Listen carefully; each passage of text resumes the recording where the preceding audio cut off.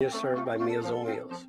As a volunteer, you deliver a hot, nutritious meal and a friendly hello to someone just like your mother, grandfather, or next door neighbor.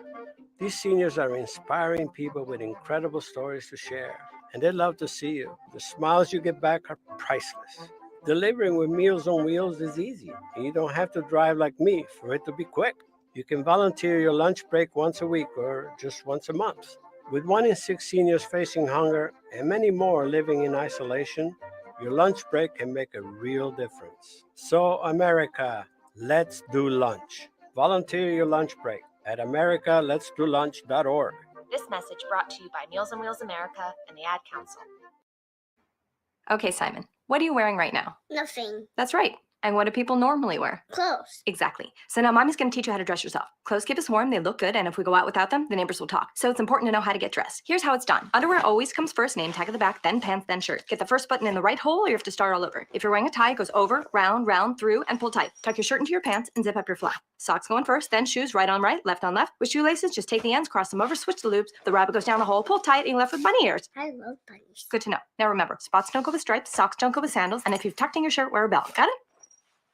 Why are your pants on your head? Most parenting is hard to do in just 2 minutes. But spending just 2 minutes twice a day making sure they brush their teeth is easier and could help save them from a lifetime of tooth pain. For fun 2-minute videos to watch while brushing, visit 2min2x.org. That's 2min2x.org. A message from the Partnership for Healthy Mouths, Healthy Lives, and the Ad Council. So you see, son, good manners are very, very important. Someday, many years from now, when you're a grown-up, you'll be a man. And when you are, you should be a gentleman. Do you want me to go through it one more time? Yes. Yes, please. Yes, please. Exactly.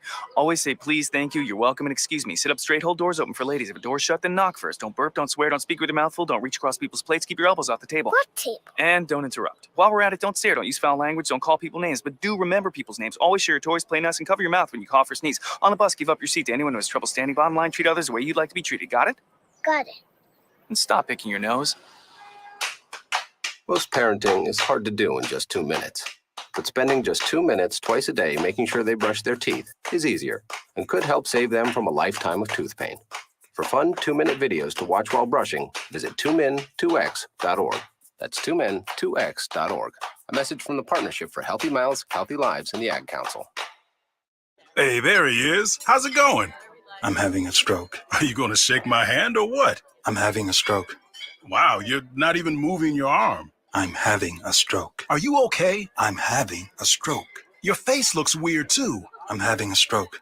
Are you having a seizure or something? I'm having a stroke. When someone is having a stroke, they may not be able to say it with words, but their body language will tell you loud and clear. I'm having a stroke. You just need to know the sudden signs. Look for FAST, F-A-S-T. F, face drooping. A, arm weakness. Or S, speech difficulty. Then T, time. Time to call 911 immediately, because the sooner they get to the hospital, the sooner they'll get treatment. And that can make a remarkable difference in their recovery. Know the sudden signs. Face, arm, speech, time. Spot a stroke fast. Visit strokeassociation.org. Brought to you by the American Stroke Association and the Ad Council. The average time a resume spends on an HR manager's desk is 7 seconds. And most of them are tossed aside. Now imagine if one of those resumes belonged to Yasmin, who was living in a shelter, juggling 3 jobs. I had to be resilient. That's something that you can't teach. Or if that resume was from someone who worked 12-hour shifts at the recycling company with my dad, who's 72. That taught me a work ethic that I carry with me every day. We rely so much on a resume, yet it could never tell the full story of someone. Growing up where I did, a lot of things could have gotten in the way of my goals. But I learned to push through, and that's what I bring to work every day. So maybe it's time we look beyond the resume and look to Grads of Life. Discover new ways to develop great talent that are so much more than what's on paper at gradsoflife.org. This announcement brought to you by Grads of Life and the Ad Council. It's the Worldwide Sports Radio Network. What are you talking about? No, it's not him. There's only one more. There is only one more. That's it. One more. Get arrest! No! They saw your team put up zero effort. Wake up! Remember in the old days, they used to have oxygen for them. Where's the oxygen? Play like absolute just garbage. This is the Sports Loudmouths. Yay! Man, can you keep it down? I'm trying to introduce here. With Errol Marks and Speedy Beatty. You're not even a has-been. You're a never was. You're a never was. You're a never was. Yes, ladies and gentlemen, it is February 2nd, and you're listening to the Sports Loudmouths. I'm your host, Errol Marks, my co-host, Speedy Petey. 631-672-3108 is the number to call. You can go to our website at www.worldwidesportsradio.com. Check out all our shows live, as you just missed one. Trey, a.k.a. the Wise Guys that were just on and stayed on a little too late, but thank you to Trey. We really appreciate the great show on the network.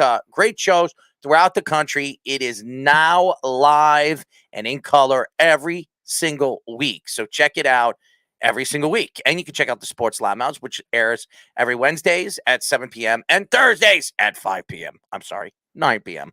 I like throwing a curveball. 5 p.m. Alaska time, I guess. Actually, it's 5 p.m. Alaska time. Yeah. Yeah, like the right of the Bering Strait area, Alaska. I think. Is Interesting that time zone. Yeah. Interesting. Now we're turning into Wake and Bake. It's like Chaz has to figure out where it's 4:20. Now we have to figure out what time zone. Well, that's because he's baking too much. Well, yeah, there is that. And I'm not talking about baking in like baking a cake. We all know what he's baking. But you could put that in a cake too if you wanted to. Succotash. People put that in desserts and all kinds of food now. We love Chaz, but thank you to Chaz as he does Wake and Bake every Saturdays. Wake and Bake.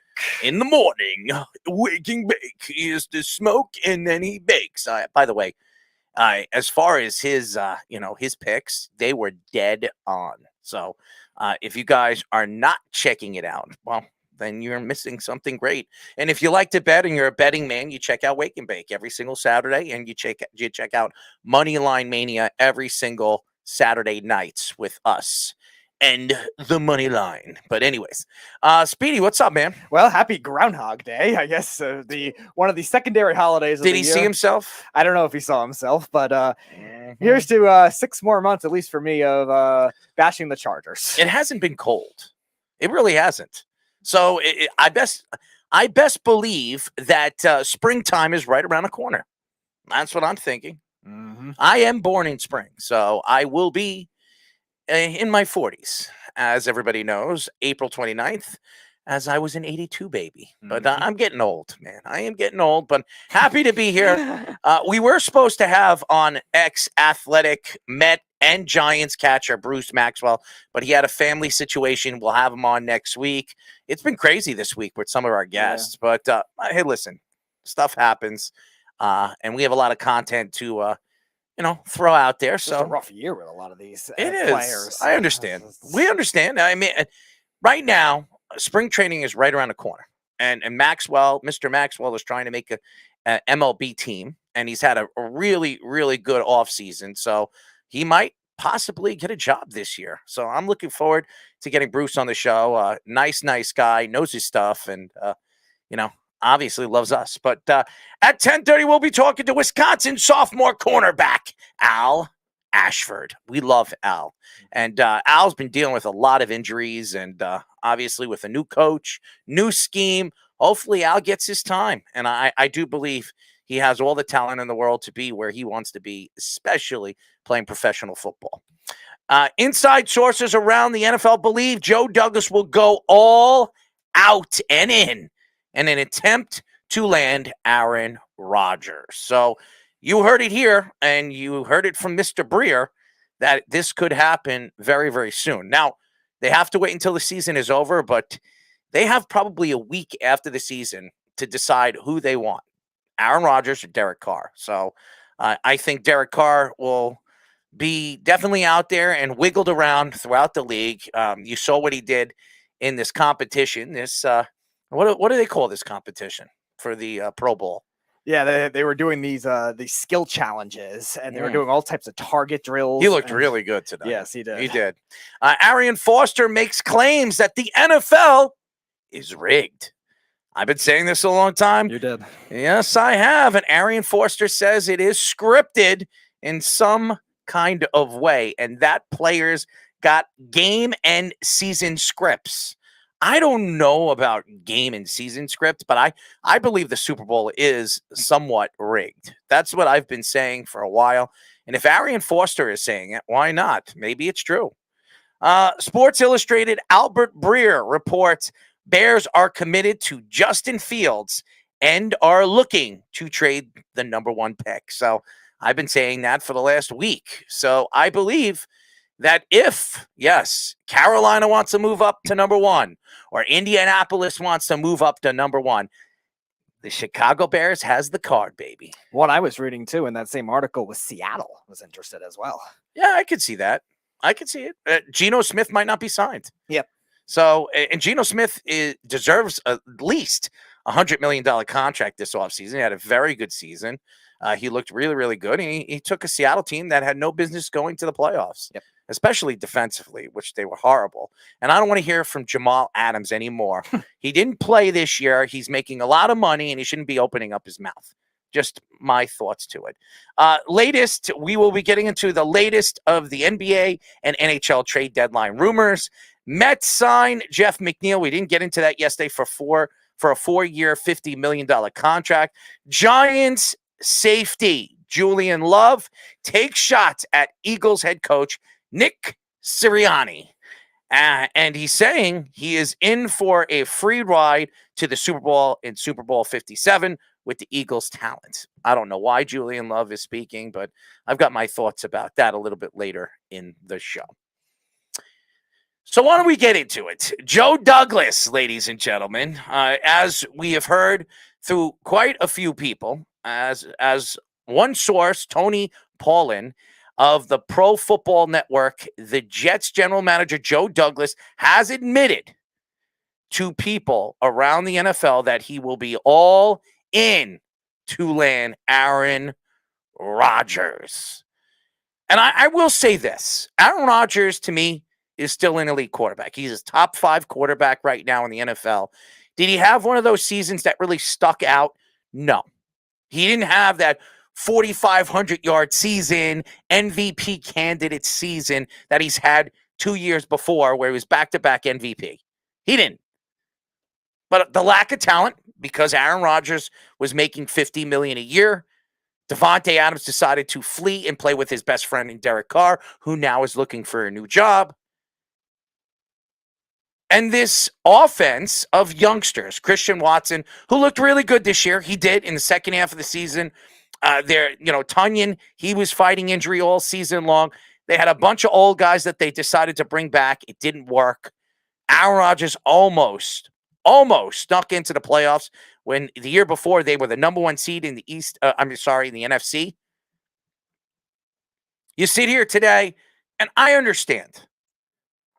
A lot of teams are going to be interested in Aaron Rodgers. It's not just the Jets. But Green Bay already said they are not trading Aaron Rodgers in the conference. They're not. They're not trading him in the NFC. So how many AFC teams are really looking for a quarterback right now? Miami might be. But Tua, obviously, you heard it from Jeff last night. He's now out of concussion protocols. So he will be back next year, as far as what we've learned from Miami and the coaching staff over there, as they added a new one. We also believe that the Vegas Raiders are going to be in on Aaron Rodgers. Now, the question is, what is Davis going to do with Derek Carr? Now, he's still under contract. They could obviously let him go and let him decide where he wants to play, which quite possibly could happen at the end of the season. They have 4 days after the Super Bowl to decide if they're trading him or letting him go. He has an Aaron, and I'll say this again, Derek Carr and Aaron Rodgers. Now, Aaron Rodgers doesn't have a no-trade clause, but Aaron Rodgers could say, I'm not playing for that team. And if he's not going to play for that team, no team is going to make a trade for him. The Jets, Vegas, anybody that's interested in Aaron Rodgers, he will not, even if he gets traded to that team. He's already 39 years old. He has nothing to prove. He's a Hall of Famer. I know Aaron Rodgers does not want to retire right now and be in the same class as guys like, J.J. Watt and Tom Brady in the Hall of Fame class that he will be in 5 years. I don't think he wants to be second fiddle to Tom Brady. I don't think he wants to be second fiddle to J.J. Watt. He wants to be by himself. He wants to be a lonesome dove. So I believe Aaron Rodgers will be back next year. The question is it going to be Green Bay? Everybody and all the inside people with the Green Bay Packers have said that they want to move on from Aaron Rodgers. They wanted to move on from Aaron Rodgers 3 years ago. They want to see what Jordan Love is. Because if Jordan Love isn't the guy, they will be looking elsewhere the year after.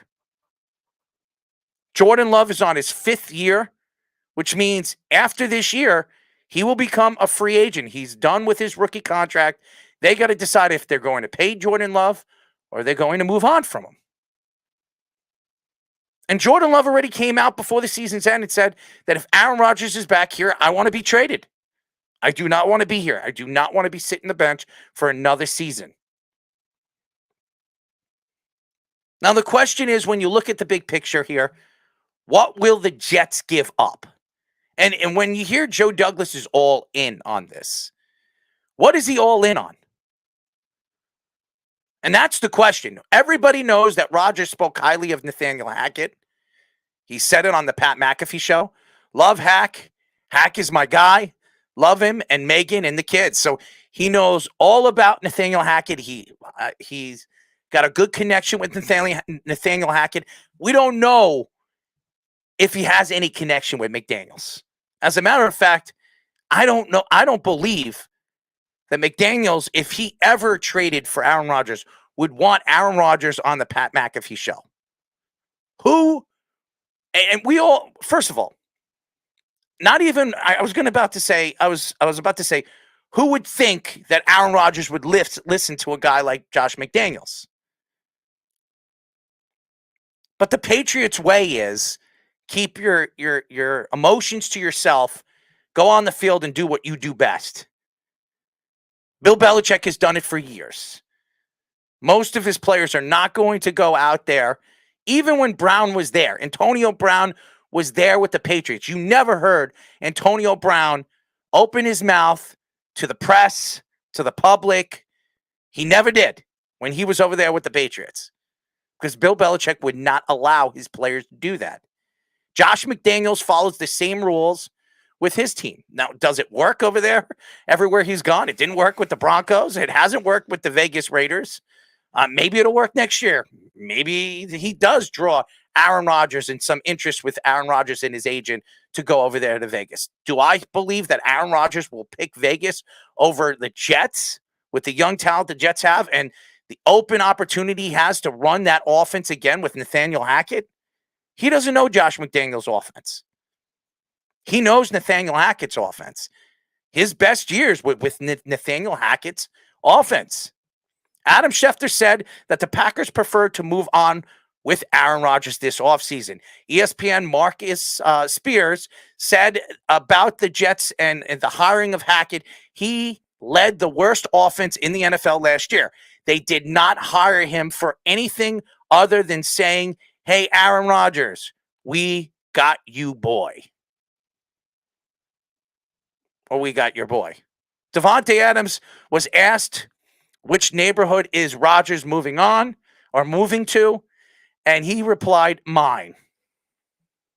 Rodgers' stats last season without Adams, 64.6 completion percentage, 6.8 yards per pass, 26 touchdowns, 12 interceptions, 3,695 passing yards with a 91.1 passing rating. Those numbers are great. Those numbers would sell to the Jet fan. Those numbers would probably be one of the best numbers the Jets or a Jets quarterback has ever had in Jets history in 50 some odd years. Aaron Rodgers has 2 MVP seasons combined with Nathaniel Hackett. 69.8% completion percentage, 8 yards per pass, 8,414 passing yards, 85 touchdowns, 9 interceptions with a 116.7 passing rating, which is number 1 in the NFL when Nathaniel Hackett was there with the Green Bay Packers. Jets currently only have $3 million in cap space, which that will change, but can clear more once these players become free agents. There's a lot. There's 10 free agents for the New York Jets. I do believe they're not going to bring Rankins back. There's a couple of guys that were a big part of the defense this year, but couldn't stay healthy, where the Jets will part ways with. They probably will speak to DJ Reed in the offseason, maybe figure out how they can maneuver his contract where they can bring in some pieces. If DJ Reed can win a Super Bowl, have a chance to win a Super Bowl with Aaron Rodgers and with some of the young talent that they have over there, I think DJ Reed would absolutely come to the conclusion that he could take a little bit of a pay grade to play for this team.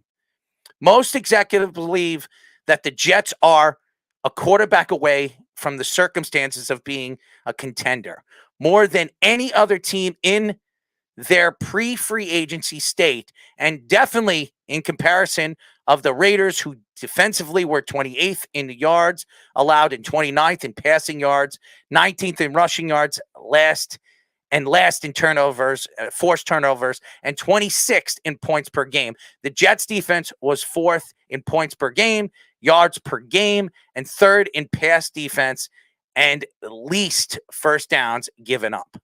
So the Jets going into next season will have an elite defense. They have Sauce Gardner coming back. They will re-sign Quinnen Williams. And they'll probably bring back Quincy. There are going to be pieces that they're going to have to part ways with because they're not going to be able to afford them. And with the Aaron Rodgers move, if they make a move for Aaron Rodgers, they would only have to pay $15 million this year to Aaron Rodgers if they negotiate the deal and spread out the contract of the $58 million of dead cap space that they would have the year after and move it to 4 years. Peter King said that.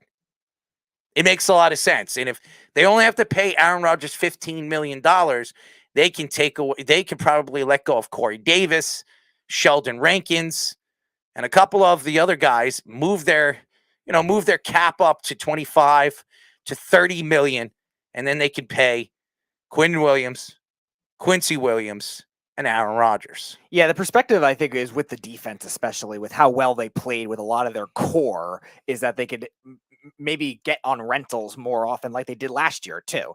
Quan Alexander was a rental. He'll probably be gone. LaMarcus Joyner had the 2-year deal. He'll be gone, most likely, too. And then some of those other veteran pass rushers. Robert Saleh likes to rotate as it is. Like you said, Rankins will probably be gone because of that. He really did. I thought it was a bargain at the time. He really didn't pan out because of the injuries. So you're looking at a case where they're going to probably keep some of the offensive linemen that are free agents, but I can't imagine all of them. And definitely, I agree with McGovern's gone. Davis. Yeah. McGovern will not be back. I think the Jets will be looking for a center in this year's draft. I do believe that. They have to hope. They really have to hope that Mekhi Becton comes back this year at the weight they believe he should be at. I would say about, being that he's 6'7", 6'8", probably 350 pounds. That's where I think they want him to be right now. When he was interviewed at the end of the season, the Jets season, he was 370. I think he needs to lose another 20 pounds, as I believe he will. He was 420 after his injury. He lost about 50 pounds. I expect him to lose another 20, get down to 350. And hopefully that reconstructed knee will hold up in probably his 4th and final year. Because the Jets are not going to give him his 5th-year option. And I wouldn't. As well as the Giants they decided not to give it to Daniel Jones. Now, you sit back and you wonder if they should have. Now that Daniel Jones had the season that he had, but nobody thought that Daniel Jones was going to have the season that he had, except probably me. And Jeff. Mm-hmm. But even so, like the Jets' stability now on the defensive side of the ball allows them to do that, where they could just plug and play, and they have a lot more depth than they ever had before. The Jets, even in certain years where their defense was great, it was more top heavy. It wasn't overly deep. And how many years were Jets fans clamoring for pass rush depth forever? And they finally have it to an extent. I'm not saying it's elite. It's a good pass rush though. And Quentin Williams absolutely was elite at that position, so he's going to get his money. And because Aaron Rodgers is so good at making these other receivers work, that'll allow a lot of leeway for Corey Davis to be let go as well, and for him to work with these younger receivers and make it work. I think Denzel Mims, if he's the guy that it'll absolutely benefit, I think he's going to be the one that Mims. helps the most, because Aaron Rodgers has had a great history of working with these bigger-bodied receivers. So I think he's going to get a new life if Aaron Rodgers is the And if quarterback. Aaron Rodgers decides that he would be traded to the New York Jets, he's going to want some of his guys to come in. Maybe a Robert Tonyan, who will be a free agent this year. Tonyan would probably take less money. And then the Jets are going to have to decide who they would let go as far as tight ends are concerned, because they have obviously CJ and Conklin over there. So they're going to have to decide if they're going to keep one and obviously let go of one and then bring Tonyan in. There's obviously a couple offensive linemen that are free agents right now with the Green Bay Packers. Now, even if they bring in one of their veteran guys from the Green Bay Packers, none of those guys are going to get paid top dollar, obviously, but he is going to want some of his guys, and Hackett would probably rather bring in some of his guys that know this offense, because Rodgers has really put the numbers up over the last couple of years under Nathaniel Hackett. Now, did it work under the Broncos and Russell Wilson? No. But when you have a quarterback that knows your offense, how to run your offense, maybe Aaron Rodgers doesn't have to come to summer off season. See, he doesn't like the summer off season workouts. He never did. Obviously, he wants to learn a little bit about some of the young players that he would have with the Jets if he decides to go to the Jets, the Garrett Wilsons, the Elijah Moores, and the Denzel Mims, and Breece Hall, and all these youngsters that they have right now on this roster. But what benefits the Jets right now is a lot of their stars are on their rookie contracts. Practically all of them are. So they're looking at maybe 2 years of Aaron Rodgers where they don't have to pay any of these guys. The only one that will if Elijah Moore has a good year this year, he has one more year left. This is his third year, going into his third year this year. He is going to probably want to play another year with Aaron Rodgers because he's going to make a lot of money. So when Aaron Rodgers, I don't think Aaron Rodgers has probably has 2 more years left in the NFL. That's where I see Aaron Rodgers as far as what I see. I look at the big picture right now for the New York Jets. If Aaron Rodgers if the NFL and all these executives believe that Aaron Rodgers is the final piece to get the Jets where they want to go or be a contender, then the Jets have to do it. Especially if they're only taking on a $15 million cap hit this year. Now it's going to get larger next year. Like you said, it was, I think 43, you said next year. So they're going to have to make it work for, at least for keeping a bunch of these players this year, and then trust the coaching, trust the Joe Douglas to find gems for next year. But 1 year out of the remainder of that contract is very good. And if he's still a successful, Aaron Rodgers' contract does span to 2026. He only has the opt-out after that for the team. So then if it's still successful, the Jets are growing, they're a playoff team, maybe an AFC championship team, then they say, all right, we could keep going for 2 more years with Aaron Rodgers, depending on how well he plays. I don't think he's playing more than 2 more years. I really don't. I think he wants to prove himself on another team. It makes a lot of sense why he would go and play for Nathaniel Hackett. He has a great connection with Nathaniel Hackett. I think that was one of the draws on why the Jets decided to bring in Nathaniel Hackett. I think Nathaniel Hackett is an offensive-minded genius. I really do. We've seen what he did with the Jaguars. We've seen what he's done with Green Bay when Aaron Rodgers was there. But it didn't work with the Broncos for some reason. It didn't work with Russell Wilson. Maybe it was because of the offensive line and a lack of the offensive line help that they didn't have last year. Maybe it was the injuries that they were dealing with Williams in the beginning of the season, losing their star running back. So it could have been a lot of reasons why it didn't work out with the Broncos. But he is not the head coach of the New York Jets. He is the offensive coordinator. And Robert Saleh, absolutely, knowing that this is a season that is going to make or break him, because if the Jets don't make the playoffs this year, he is gone. There is no question. If Robert Saleh doesn't get this team in the playoffs next year, he will be gone. And Joe Douglas right now, he's had 2 really good drafts. Last year, he had an amazing draft. You bring in Sauce Gardner, arguably the second or maybe even the best corner in football right now.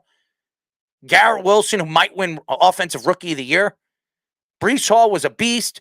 Clemens was good. Max Mitchell was good. Jermaine Johnson, when he did play, he looked pretty good. The problem right now is Robert Saleh is trying to climb a ladder. And this year, they were 7-4 at one point. They were a playoff-bound team, and then they lost 6 games in a row. Fell out of the playoffs, and were one of the laughing stocks at the end of the season of the NFL. Because this team had enough talent to get there. 2 bad losses against the Patriots. They had a chance to beat Miami in the final game. It wouldn't have gotten them into the playoffs. They should have beaten Seattle. They should have beaten Detroit. They should have beaten Detroit. You want to blame bad play calling by Robert Saleh in the fourth quarter against Detroit? Probably. And bad tackling, especially. And the defense didn't look as good as it did in the first 7 or 8 games of the season. They were still elite. So you look at where the Jets are right now. Are they a quarterback away? I think they're a little bit more than a quarterback away. But do I think they have the right pieces in hand right now where they can compete against any AFC team? Absolutely. Right.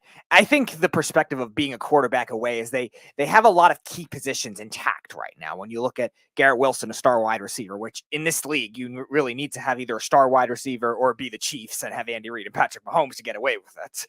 And pass rush, they have that with Quinnen Williams. If they keep Carl Lawson, they have that. And Jermaine Johnson, I agree with you. When he was on the field, was impactful. Secondary, they have the best threesome of corners in the league. And Sauce Gardner, who in this rookie season was either number 1 or number 2 with Darius Slay as the best corner in the league already. And he can still get bigger, he can build up, and he can get faster too because he's young and he's taken on a lot of top receivers already. Where the Jets are going to be losing pieces are positions that are a little more replaceable. Linebackers, safeties, interior offensive linemen, that they're easier to find. And yes, Aaron Rodgers, if they do trade for him, do you think Aaron Rodgers is the missing piece? Do you think that they can win with Derek Carr? Yes, I do. I think they can still win with Derek Carr. Yeah. And I don't think they have to give up as much for Derek Carr. No. But what Green Bay is doing right now with Aaron Rodgers is only hurting the trade talks with other teams. Because right now, with them coming out and saying that they want to move on from him, and a lot of executives believe that they do want to move on from him, they're not going to get 2 first-round draft picks because they're coming out with this. They're not. They'll be lucky to get 1. Because now Aaron Rodgers has spoken out. He's been on the Pat McAfee show. You heard what he said. He wants to be in those discussions. He's not in those discussions. So that's pissing him off, which means that when he sits down with Green Bay, whenever that is, he's probably going to tell him, you know what? You want me gone? I'm going. They're not getting 2 first-round draft picks because they want to move on from him. And what Aaron Rodgers is doing is he's playing his cards because he doesn't want the Green Bay fans to think that he wants out of Green Bay, which we all know that he does. Mm-hmm. He's telling the Green Bay fans, hey, they want me out of here? I'm leaving. And it's not he's not going to be booed by the Packer fans because he decided to sign that big-time contract, even though I thought it was crazy when they did it. Well, a lot of Packer fans are already done with him as it is for this season and for the playoff game last year. They're already preparing for life without him, whether it's Jordan Love, who, I mean, a lot of Packers fans don't trust him either, but still, either way, they're pretty much out on Aaron Rodgers as it is. But you're right, they should not boo him. Keith said they are moving in the right direction. The 6 losses in the row remind me of the good old days for the Jets. I think they definitely could win for the Rodgers. And he asked us, why are you so high on Carr? Oh, it's so very easy. When you look at Derek Carr and his career, he has been in the league for, 9 years as an NFL quarterback. Let's look at his numbers and what he has done in the NFL.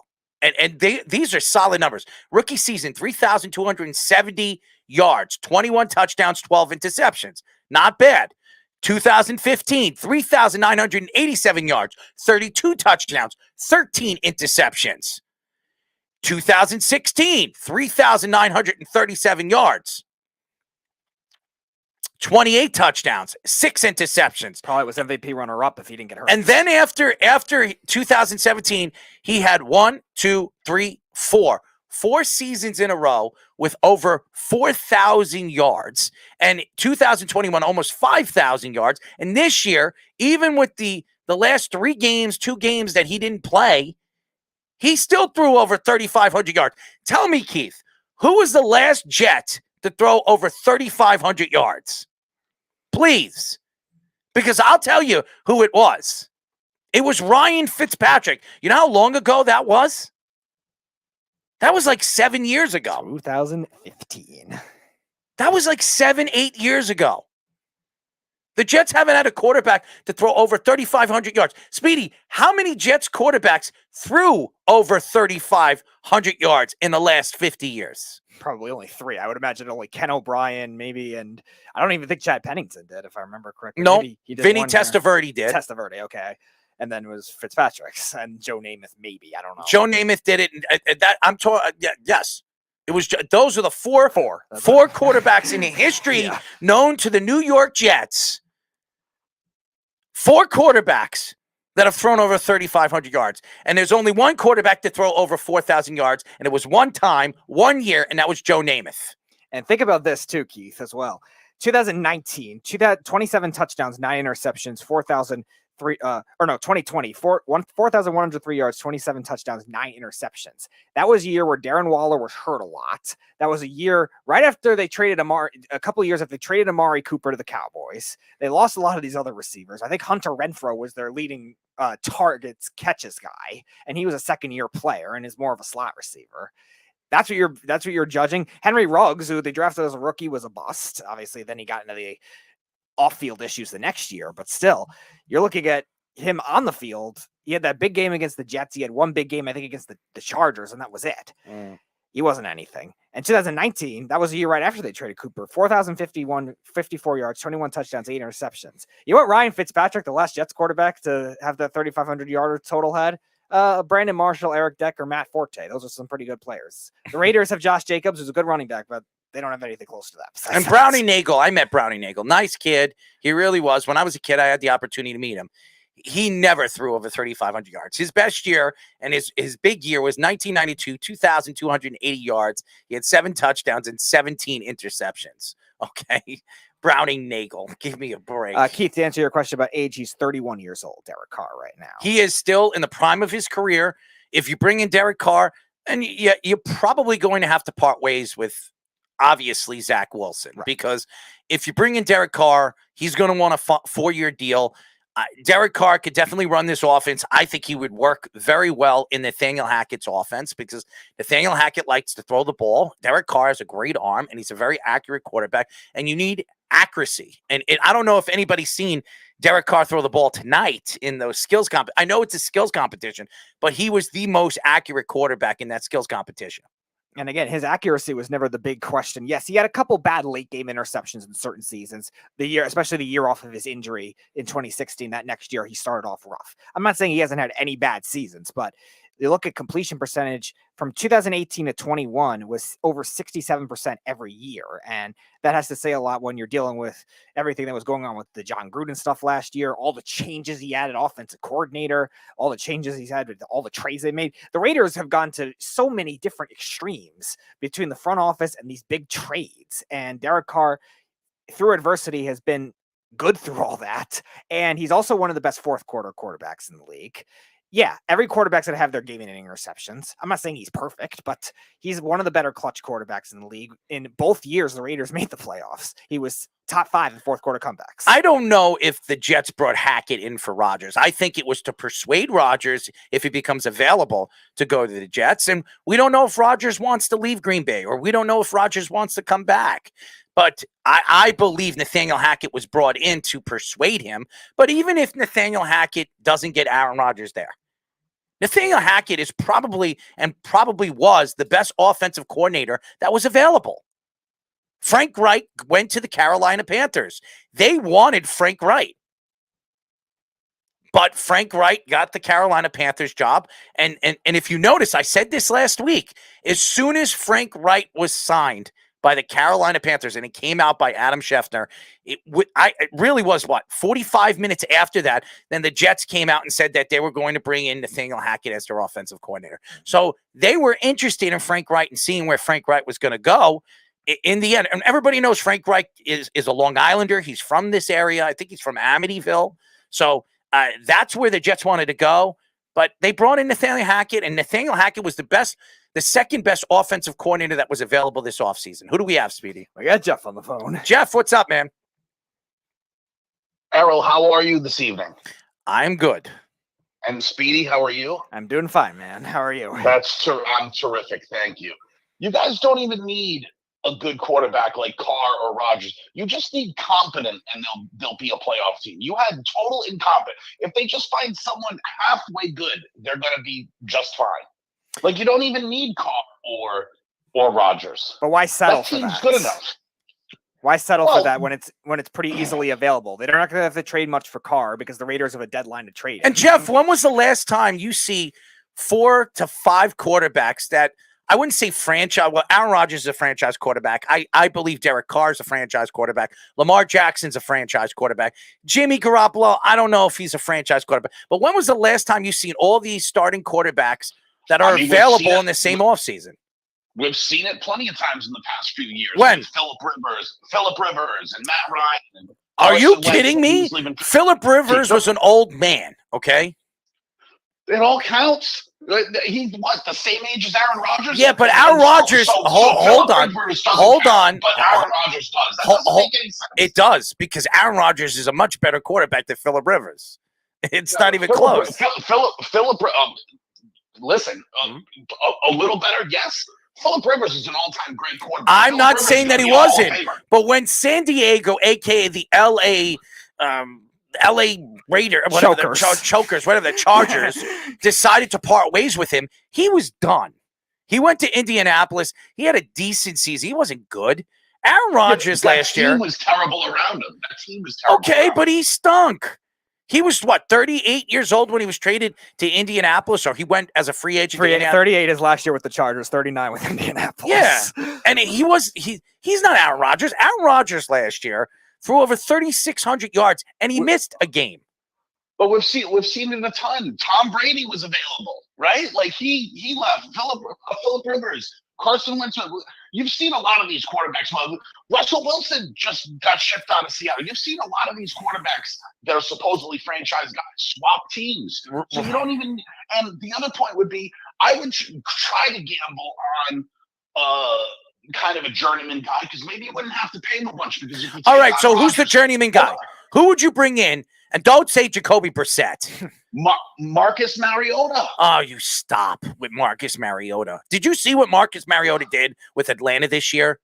They have nobody, and they're terrible. Oh, come on, the Jets are a much better team. At one point, Kyle Pitts, going into the season, everybody thought, including yours truly, who I drafted Kyle Pitts as my second pick in the draft. All right. Kyle Pitts had a horrible year. Horrible year. That had a lot to do with Marcus Mariota. There's no one else on the team. Oh, stop. Who else is on that team? Drake London? Oh, a rookie.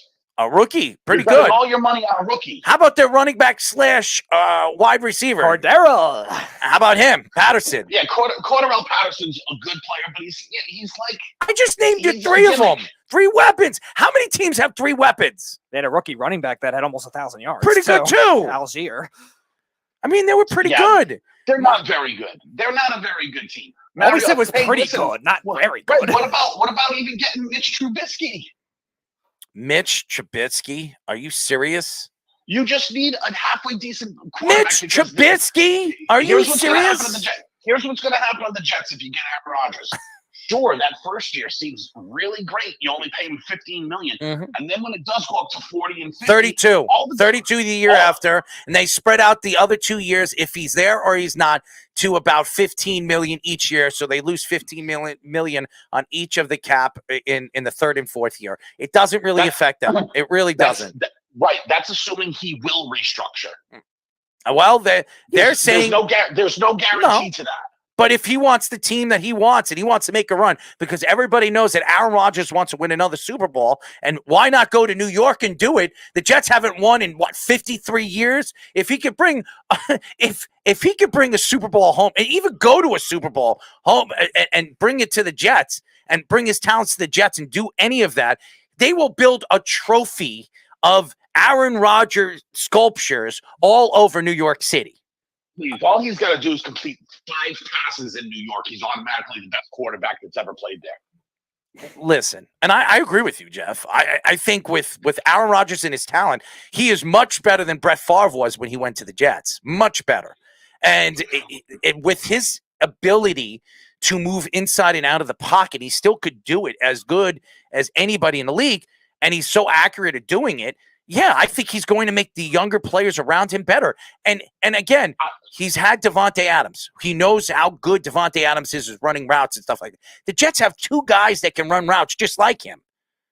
I would just try to get a lesser quarterback than one of the top guys, like a Baker Mayfield maybe, right? Just so you pay him less and you'd be able to retain the draft picks more, because those contracts are coming up. And they're not giving Jeff, you know this. Is coming up. Jeff, Elijah you know this. Mitchell's going to be coming up. Jeff, you know this. And I'm going to say it over and over and over again. The Green Bay Packers coming out and speaking to executives saying that they want to part ways with Aaron Rodgers, and it's been out there. They're not getting 2 first-round draft picks for him. They're not. Yeah. They're not. Probably not. I still think he's going to end up in Vegas. But It quite possibly could happen. I don't know if he could work with Josh McDaniels. Josh McDaniels is an interesting. You know him. It has an interesting personality. There's a lot of guys that I've listened to that interviewed Josh McDaniels all over. The analyst world of ESPN and CBS said that Josh McDaniels is very hard to get along with. So. And that's why everybody thought Brady was going to go over there, because him and Brady had a very good connection. And if there's anybody, you can honestly say that about any coach, because Aaron Rodgers might like Nathaniel Hackett, doesn't mean the rest of the team is going to like him. You might be right. Everyone in Denver just hated Nathaniel Hackett. Everyone in Green Bay hated Nathaniel Hackett. First of all, not everybody in Green Bay hated Nathaniel Hackett. Oh, I know, Aaron Rodgers. No, not everybody in Green Bay hated Nathaniel Hackett.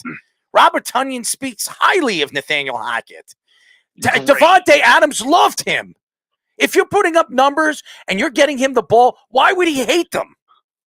And who did Davante Adams choose? Nathaniel Hackett or Josh McDaniels? That was a trade. Davante Adams chose the Las Vegas Raiders because he wanted to play with Derek Carr, his best friend. And I'm telling you right now, he regrets it. He absolutely, and you know what? It's smack in the face because he's stuck there. He's stuck there. I don't think he regrets it at all, because 100%. No, because the main reason he wanted to go money to play closer to his family. Yeah, he wanted to be closer to his family. So that's the only reason I'll say he doesn't regret it, because that's a major motivator for him personally. Really? You're playing in the NFL. Don't you want to win a Super Bowl? He was already playing in the NFL. Did he ever? No. Being in the, I'm saying it right now. He is what? Davante Adams is what? 29 years old. He wants to win a Super Bowl. What makes you think he's going to win a Super Bowl now that Derek Carr is gone? I mean, we'll have to wait and see what the Davis is one of the poorest owners in the NFL. He doesn't have any money. And that's why. Oh, that's for sure. Yeah. Yeah, dude can't even afford a decent haircut. A decent haircut. The stadium. He didn't even pay for the stadium. He had tax money over there in Vegas paying for it. He can't pay for a good GM either. Their drafts are horrible. Right, but none of this even matters, though, because according to Arian Foster, it's all rigged. My point here, and I want to come off this subject with Aaron Rodgers, but it's been a long enough conversation about Aaron Rodgers. The fact is, when you look at the big picture right now, if you look at Derek Carr and Aaron Rodgers, I understand Joe Douglas really wants Aaron Rodgers because it makes sense that they're all in. They're going to be all in for the next 2 years to win a Super Bowl in New York. And if he doesn't, next year is his final year on his contract. Joe Douglas will be here 6 years after next year. 6. Which means the Jets signed him for a 6-year deal. He said that he wants to bring a winner home to the New York Jets in 6 years. He will be on his 6-year contract next year. If he doesn't, he'll probably be gone. And so will Robert Saleh. They need to be in the playoffs this year. They need to make a run this year. And the only way they believe they're going to make a run is if they add a quarterback, a veteran quarterback, sit Zach Wilson out for 2 years, let him learn behind these veteran quarterbacks. Maybe he's the future, maybe not. Then they look into the draft, win or lose the Super Bowl, or not even make the playoffs, win or any of those positions that they're going to be in. They could decide, you know what, Zach Wilson isn't the guy. Aaron Rodgers is going to retire, or Derek Carr is going to be off, onto the other team or a new team, and the Jets are going to be looking elsewhere in the draft. But this is their chance right now. They have control of the rookies. They have the talent there. When was the last time you remember, Jeff, that the Jets have the talent, offensive talent, that they have right now on this team? I don't remember. I hear every year. Come on. Jets fans say, what a great team. We're back. When was the last time the New York Jets had the talent at wide receiver they have right now? I don't know, 7-8 years ago. Who? With Braylon Edwards and the 1 year? And I'm sorry, Santonio. The 1 year of Santonio Holmes that he was good with the Jets. Oh my God. Yeah, I mean, that team was a joke. Receiving core. That team was a joke. But again, that wasn't homegrown, Jeff. They actually have homegrown offensive players. Doesn't matter. That's not the question. Homegrown, not homegrown, he said. When was the last time the Jets had a talent wide receiver? Homegrown was not part of that equation. The Jets gave Santonio Holmes, a 5-6 year deal worth over $100 million. He was one of the highest paid wide receivers. He had one good year. Yeah, but you just named that other team too that had Decker and Brandon Marshall. Yeah. Did they make the playoffs? Did they make the playoffs? No, but they had a lot of talented wide receiver. Okay, so you can have all the talent in the world. If they don't get into the playoffs, what does it matter? But that was your whole point. You were like, yes. And again, they weren't the Jets' homegrown players. Yeah, which makes a difference contractually. They did have Decker. They did have Brendan Marshall, and had Brendan Marshall for what, 2 years? Mm-hmm. He had one really good year, and then the next year he wanted to be pushed out of New York, and he did that everywhere he went. Ironically, just to go to the Giants the next year. But Jeff, also to factor in, because they have to spend so much on free agents, they haven't been able to get the bigger quarterbacks down the road. They always have to draft rookies and put them in bad situations. Mark Sanchez, because he had those receivers, didn't have to do right away, but he still wasn't a great quarterback. And look at all the other rookie quarterbacks that have come in with just these god-awful receiving situations because the Jets don't know how to draft wide receivers. The Jets finally have a little bit of an improvement in that department when it comes to drafting wide receivers. And this is a guy in Joe Douglas that came from the Ravens who don't know how to draft wide receivers, Eagles and Bears that haven't been great with it either. He learned how to do it himself. Well, what about just packaging some draft picks and moving up in the draft and taking one of these quarterbacks that's available? Who? C.J. Stroud?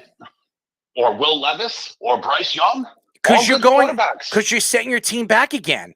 You have these guys that are on their rookie contracts. You have $3 million.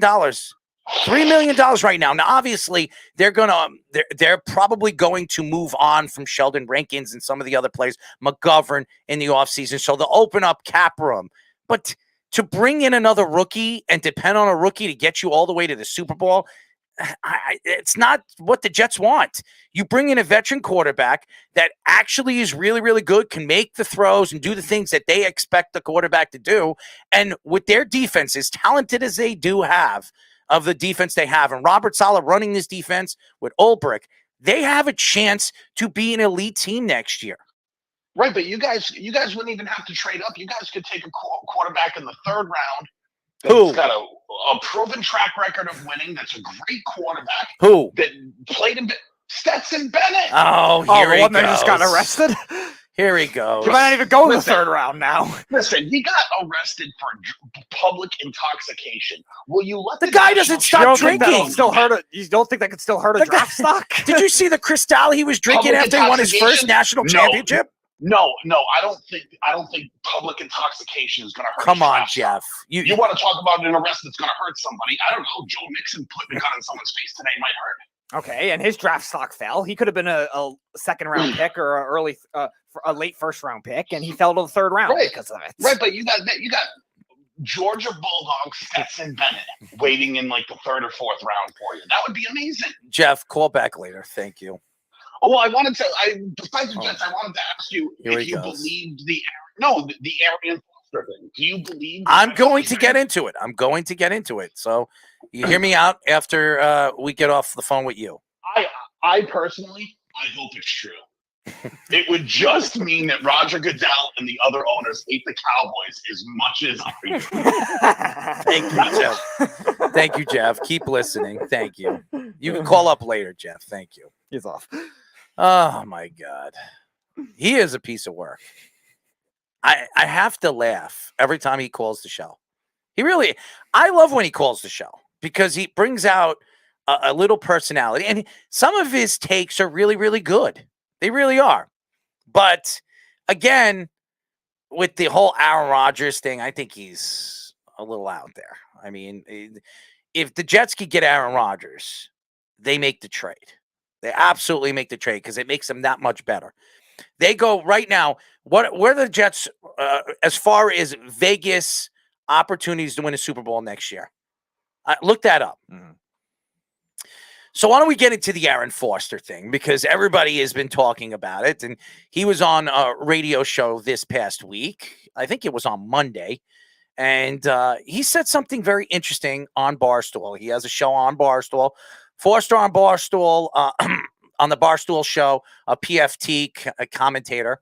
He's a PFT commentator, said that players would get scripts weekly and before the season started, which included performances, referee bias, and wins and losses to create storylines. Injuries were also mentioned too, but difficult to rig those and have the NFL players abide by that. That's what practice was about. It was about practicing the script, which is crazy. It's like WWF. We know what's going on we know what's going to happen, but you still got to put on a good show, Foster said. Alvin Kamara tweeted this response, and it's very interesting. When they handed me the script for our season during camp, I almost walked out of the facility, brah. And that, he said, at Arian Foster. Now, I'm going to say something, and there are a couple other players that said something. Marlon Humphrey said, me giving up 200 to Chase was just me following the script. And then Micah Parsons said, SMH, shaking my head, I might show the script from the playoffs. Now, I don't know if this is true, but I've been saying this for years. Anybody that's listened to this show, anybody, Speedy, am I right or wrong? Yeah, you mentioned it right. And everybody, I was on the network, and everybody was attacking me all over social media. Everybody said, you're out of your mind. You don't know what you're talking about. You're crazy to think that the NFL would script the season. Watch the Super Bowl of the Atlanta Falcons and the New England Patriots if you don't think the NFL scripted that Super Bowl win to Tom Brady. Everybody tried to bring up the Trump thing and try to do this and try to do that. It had nothing to do with Trump. It had nothing to do with that. Arian Foster is not lying about this. I don't believe you could script everything that happened in games. And I don't believe you're going to go from quarter to quarter and decide how the game is going to go. I do believe the referees are helping out. Did anybody watch that Kansas City Chiefs and Bengals AFC title game? Did anybody see that Kansas City was getting practically all the calls and the Bengals weren't? Am I blind to think that the game was scripted? I absolutely believed that some of the game was scripted. I don't know if the NFL hates Dallas or hates the Jets. I don't know. And maybe, hearing Joe Namath has jinxed the Jets all these years, and his number is in retirement, and he already said that if Aaron Rodgers comes to the Jets, he'll take his number out of retirement so Aaron Rodgers could wear number 12, and maybe that's a script to say the Jets are going to win the Super Bowl. I don't know if that is true, okay? What I do know is this is an NFL player, an elite NFL player at the time that he was playing. What was he, a 4-time, 5-time Pro Bowler? Yeah, 2010 to 14, he was the best running back. This guy was a good player. And he has come out and said that the NFL is scripted. And there are other players that have come out after their careers and said, yeah, I believe the NFL is scripted. I believe that it's like the WWE. It's like sports entertainment.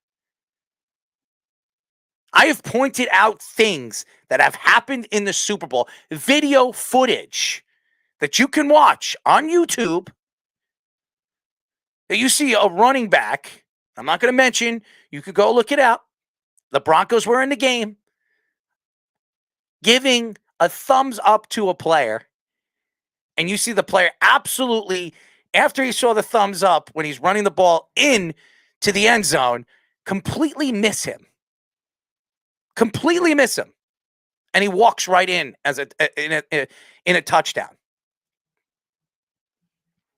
Now, I don't know what anybody thinks about this, and a lot of people have their own thoughts to it. And again, I don't think the whole game is scripted.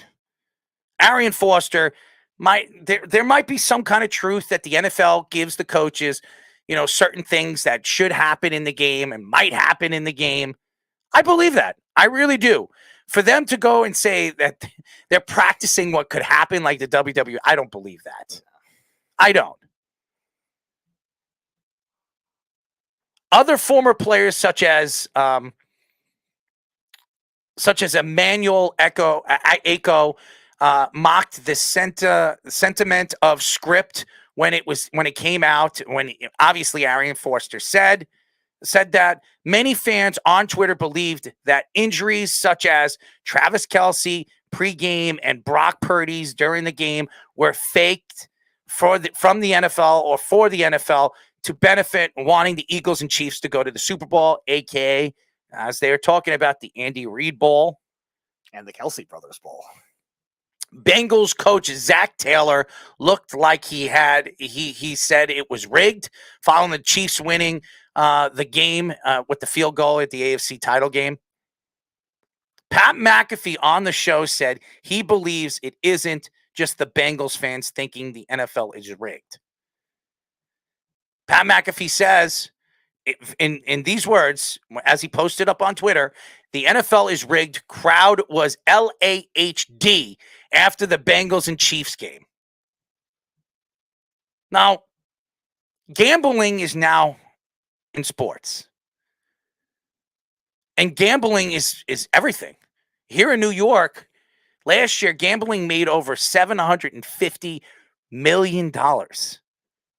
Almost $1 billion last year in gross. It's going to go up billions every single year. This year it'll be over $1 billion. The next year it'll be $1.5 billion. The year after it'll be $2 billion, $3 billion, $4 billion. Everybody's going to be bidding and betting on sports. That's why it's going to be open for the whole country to bid on sports. And when you hear that it's rigged, it's starting to get, if you're a guy that likes to bid on, DraftKings or whatever you like to play, this isn't good for sports. It isn't. And I understand when you look at the big picture here, and Arian Foster is a smart guy. He's not stupid. And gambling is the way of life now, especially in the big cities. Right now, I don't think gambling is right now opened in LA, but it will be soon. Chaz is still mad at that. California will not legalize sports betting. Not yet, but it will.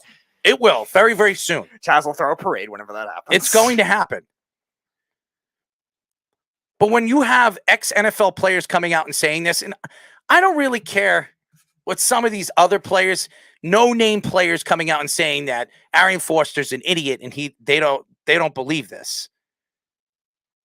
Why would they come out and make it seem like their careers were fake?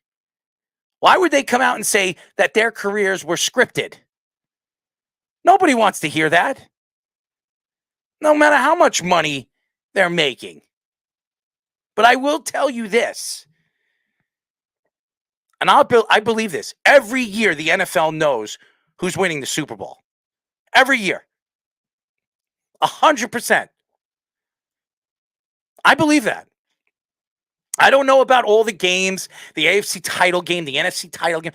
I don't know if all the games are scripted, but I believe, and I've said this before on this show many, many times, that the Super Bowl is scripted. Now, here's the thing that I think I'm not as extreme on the scripted side, but I am always been on the ref bias side. There's definitely a pattern with certain teams getting away with calls and getting Seattle and Patriots. Seattle, both of them. I think both of them have gotten a lot with their share of calls. I think. Why would Pete Carroll decide to throw the ball when he was on the 3-yard line? He had more than enough time, and all he had to do was give the ball to the beast. That's all he had to do. 3 yards is nothing. Nothing for Marshawn Lynch. Nothing. That year, he was the best running back in the NFL. He would have ran through that defensive line. Why did he decide to throw it? I wonder. Super Bowl with Atlanta and the Patriots. And I'm not saying it's just the Patriots, but I mean, you're not blinded to see. Did you watch the LA Rams and the Patriots, that horrible Super Bowl? Do you think it was a coincidence that the Patriots were the only team to score a touchdown in that game? The Rams were the best offense in the NFL all season. I think they had 55 touchdowns. Well, that goes back to what I was saying, though, about my thinking of referee bias. And that was a Super Bowl that the Rams, maybe they get in a miracle, but they shouldn't have even been in because of the terrible pass interference. Remember the Saints? They make Tom Brady to be a god. How about when Philadelphia? Remember when Philadelphia beat the Patriots in the Super Bowl? What was that, 4 years ago? 5, yep. 5 years ago. Doug Peterson, that trick play. Remember that? Nick Foles trick play? Everybody called a bootleg. Tom Brady threw over 500 yards. It was his best Super Bowl he's ever had. And he lost that game. And he looked like a god in that game, even losing that game. Nick Foles threw almost 400 yards in the game, and nobody even remembers Nick Foles threw 400 yards in that game and was the MVP of that Super Bowl. You think it's a coincidence that they make Tom Brady a god every time he made the Super Bowl? Well, yeah, they're going to have the storylines towards him regardless. That's going to be a lot of media. That's going to be a lot of fans that are anointing him the GOAT, whatever the discussions were. The Giants, I'm sorry to cut you off, in 2007. Do you think it was a coincidence that the Giants knocked off the undefeated Patriots in the Super Bowl the way they did with all the... And I don't think it was planned with that crazy catch by David Tyree, okay? That was just amazing that it happened that way. But I believe that David Tyree was supposed to catch that ball. I believe it. Why would the Giants, out of the whole season, David Tyree had one catch in the regular season. One. Yeah, he was a special teamer. One catch the whole season. And they used David Tyree in the final drive of the game for the New York Giants to go up and catch the ball. Come on, guys. You think that was a coincidence? Oh, yeah. You have to be able to outsmart Bill Belichick by doing it with not your primary guys. Not that Plaxico Burress wasn't great in that game, too. But still. It is not a coincidence. I'm telling you guys. Honestly, nobody in their wildest dreams thought the Giants were going to win that game. And I don't want to hear that Giant fans thought that, because they didn't. And then in 2011, that unbelievable catch by Mario Manningham, if you guys remember that. And it got him into field goal position, and then they drove it all the way down the field, and they scored a touchdown, which helped them win the game. Yep. Okay? And I don't know if you guys remember, I think it was in 2007. Who was the star cornerback on the Patriots? Asante Samuel. Remember when he could have intercepted that ball? Mm-hmm. You think it was a coincidence that he just flat out missed it? Come on, guys. Go watch that play. Go watch that play again. Any other game, Asante Samuel, pick 6, touchdown. Game over. He flat out missed the ball. Coincidence? I don't know. And that's what I'm saying. I'm not saying every game is rigged. I don't believe that. But I do believe the NFL knows who's going to make the playoffs. I think it's an adjustment thing. I'm thinking there's going to be some storylines they're going to want, especially with bigger name quarterbacks in particular. And also recently we've seen it as home team Super Bowls. Now, I think that'll influence the refereeing a lot more as a whole too. Now, I don't know if enough data to be able to dissect every call with the NFC Championship game last year, for example, but you knew the league wanted the Rams in the Super Bowl. 100%. Same thing, I think, with the Buccaneers. You think it was a coincidence that the Saints got ripped off making the Super Bowl? That's where I was getting at. They want the LA experiment to work. Why was the egregious non-call, for a fourth cornerback on the Rams, Kel Roby-Coleman, just gifting the Rams a fourth down stop, held the Saints to a field goal, give them time to tie the game. If that penalty doesn't happen, because keep in mind, the Rams had one timeout. It was past the 2-minute warning. The Saints would have had first and goal. So either the Rams would have had to let them score, so then you would have needed a touchdown, or if you stopped them, you call your timeout, you're probably down to 45 seconds. Do you think it's a coincidence that the Buccaneers got Tom Brady 1 year, they go to the Super Bowl and win the Super Bowl? Come on. Tom Brady never played with any of those players. Half those players never played with Tom. They brought Gronkowski in. They brought Brown in the middle of the season, but none of those guys ever played with Tom Brady. Never ran that offense. All of a sudden, they win a Super Bowl? Come on, guys. And I think there's... How about how they got to the Super Bowl that year? Yeah, and I think there's an adjustment with those referees, with the refereeing bias trends that I've noticed with those types of teams. Look at a team like the Seahawks. The Seahawks, they were this upstart defense, the loudmouth Legion of Boom type defense. Everyone wanted to see them, and they've gotten a lot of beneficial calls. Look at the replacement refs game against the Packers, that Hail Mary. You're talking about the force out of bounds against Detroit that screwed Calvin Johnson and the Lions that year. They've gotten a lot of beneficial calls. There was one against Minnesota, too, that sparked a comeback in their playoff game, the Blair Walsh missed field goal game.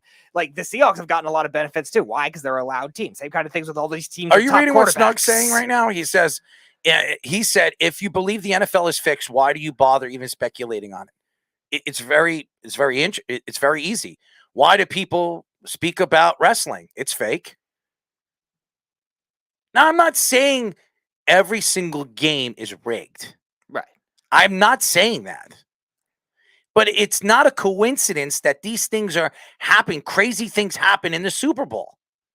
It is not a coincidence. They want the Super Bowl to be amazing. They want it to be something to remember for many, many years to come. You don't think anybody remembers or will ever forget David Tyree's catch? Knocking off the undefeated Patriots? Tom Brady throwing 500 yards in a Super Bowl that he didn't win?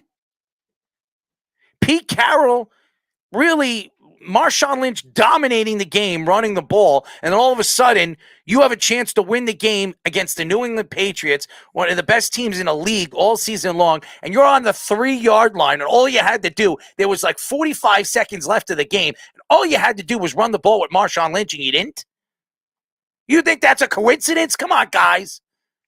I'm not saying every game is rigged. I'm saying the Super Bowl could absolutely be semi-rigged. Look at Andy Reid right now, okay? Everybody thinks the Eagles should win this game. Everybody thinks the Eagles should win this game. Are you going to bet that the Eagles are going to win the game? The answer is not a chance in hell. Because the Kansas City Chiefs will have a chance to win this game, and I wouldn't be surprised if they win. I wouldn't be surprised. Why? Who wouldn't want to see Andy Reid win his second Super Bowl and beat his former team? A team that he went to the Super Bowl with and lost against the Patriots. He could never get over the hump with Donovan McNabb and Terrell Owens, if everybody remembers. He wins with Kansas City with Patrick Mahomes against San Francisco, which, by the way, our friend Kyle Shanahan had a chance to win. They had a 10-point lead in the game against Kansas City with 5 minutes left, and he stopped running the ball. You think that's a coincidence? I'm just speaking what I've seen. It's mind-boggling. And it throws me off as a sports fan. I watch NBA and I watch the NBA, games and LeBron James going to 8 straight, NBA championships. I mean, do I think that's a coincidence? No. I think all sports, in a lot of ways, can be rigged. Yeah, I think NBA is more player referee bias. NFL definitely shifts to more team referee bias. And I think as a result, you definitely see patterns of teams that get the call. And I don't want to, and I'm sorry to cut you off again. Arian Foster, guys, is a great player. Again, I'm going to go into this. He is not a washed up player. This guy, for 4 or 5 years, was the best running back in the NFL. One year, he ran, I think, over 1,600 yards or 1,500 yards. He had 16 touchdowns. I don't know. I'm just guessing on my head. I remember he had 16 touchdowns. He was by far the best running back in the NFL that year. And when he's coming out and saying and speaking about the NFL on his radio show, saying that it's rigged, am I going to believe Arian Foster? You damn well should. Yeah, 2010, his first year as a starter, 16 yards and 16 touchdowns that year, averaged 101 yards per game. And then in 2 years later, 2012, 14, 24, and 15 touchdowns that season as well. He was a great running back. So for him to come out and say that he believes the NFL is rigged, it's not a joke. Keith also says, only because I knew it was going to be fixed because you still have to have the right fix. I think there's also circumstances where the NFL has an incentive that they want and they 100%. They don't get it. I'm sure the NFL wanted Rams Chiefs last year and they got Do you Rams think the Bengals. NFL wanted San Francisco and Kansas City? Nobody wanted to see San Francisco and Kansas City. No, everyone wanted to see Packers. I know. Yeah. No, I'm talking about this year. Oh, this in year, the okay. AFC and NFC title game. Yeah, this year. Okay. San Francisco and the Eagles, Kansas City and the Bengals. I know I wanted to see the Bengals and I wanted to see the Eagles because I think they were the two best teams going into those games. But everybody, I've heard it. Everybody wanted to see Andy Reid play the Philadelphia Eagles.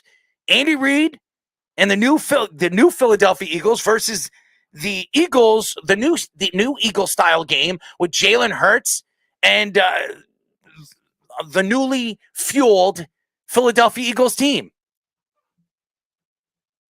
I sit here today and I don't know what the truth is, and we'll probably never know the truth. No, any game script that Arian Foster says you're never going to see it. There's no evidence of it. No, it's all gone. It's thrown out. It's deleted. 100% because the coaches get it, and then the coaches are sitting down with the players. He said it. They practice certain things in the at practices that they already know is going to happen in the games. He just said it. Keith also says, I'm proud of you for having the balls. I'm talking about the Pats Giants game in 2007. He said he bet the under in that one and parlayed it, but it's always been like the mafia controlled who run the games in the old days. I'm just speaking what I've seen, and I've said this before.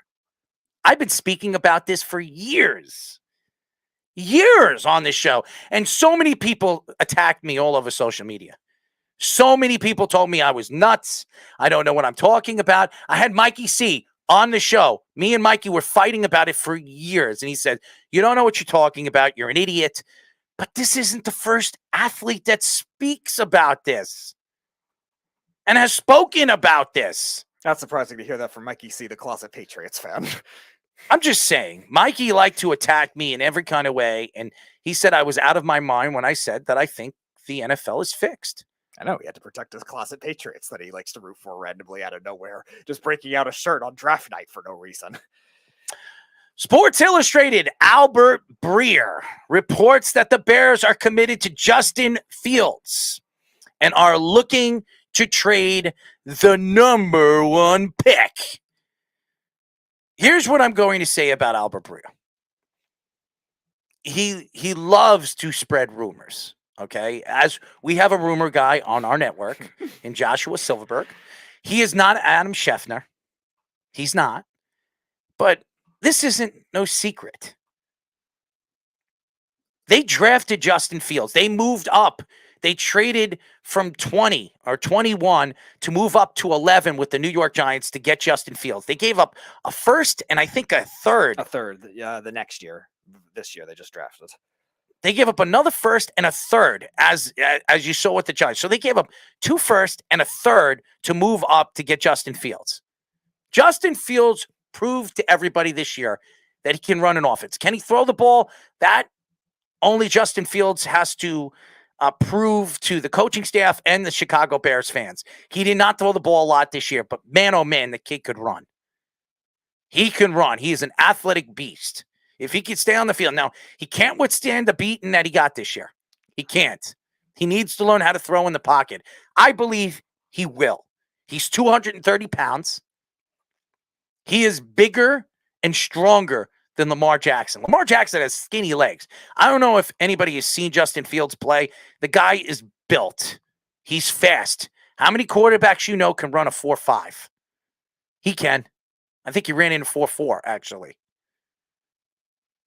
He is a fantastic athlete.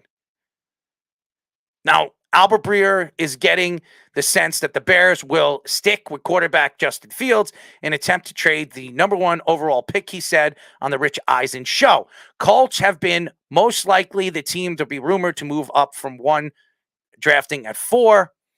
The NFL insiders believe that the Seahawks could be a team to watch, also to make an attempt to move up from the position that they're in to move up to 1, but also believe it is not a guarantee to be for a quarterback either, possibly Georgia pass rusher Jalen Carter. Last season, wide receiver Darnell Mooney missed 5 weeks.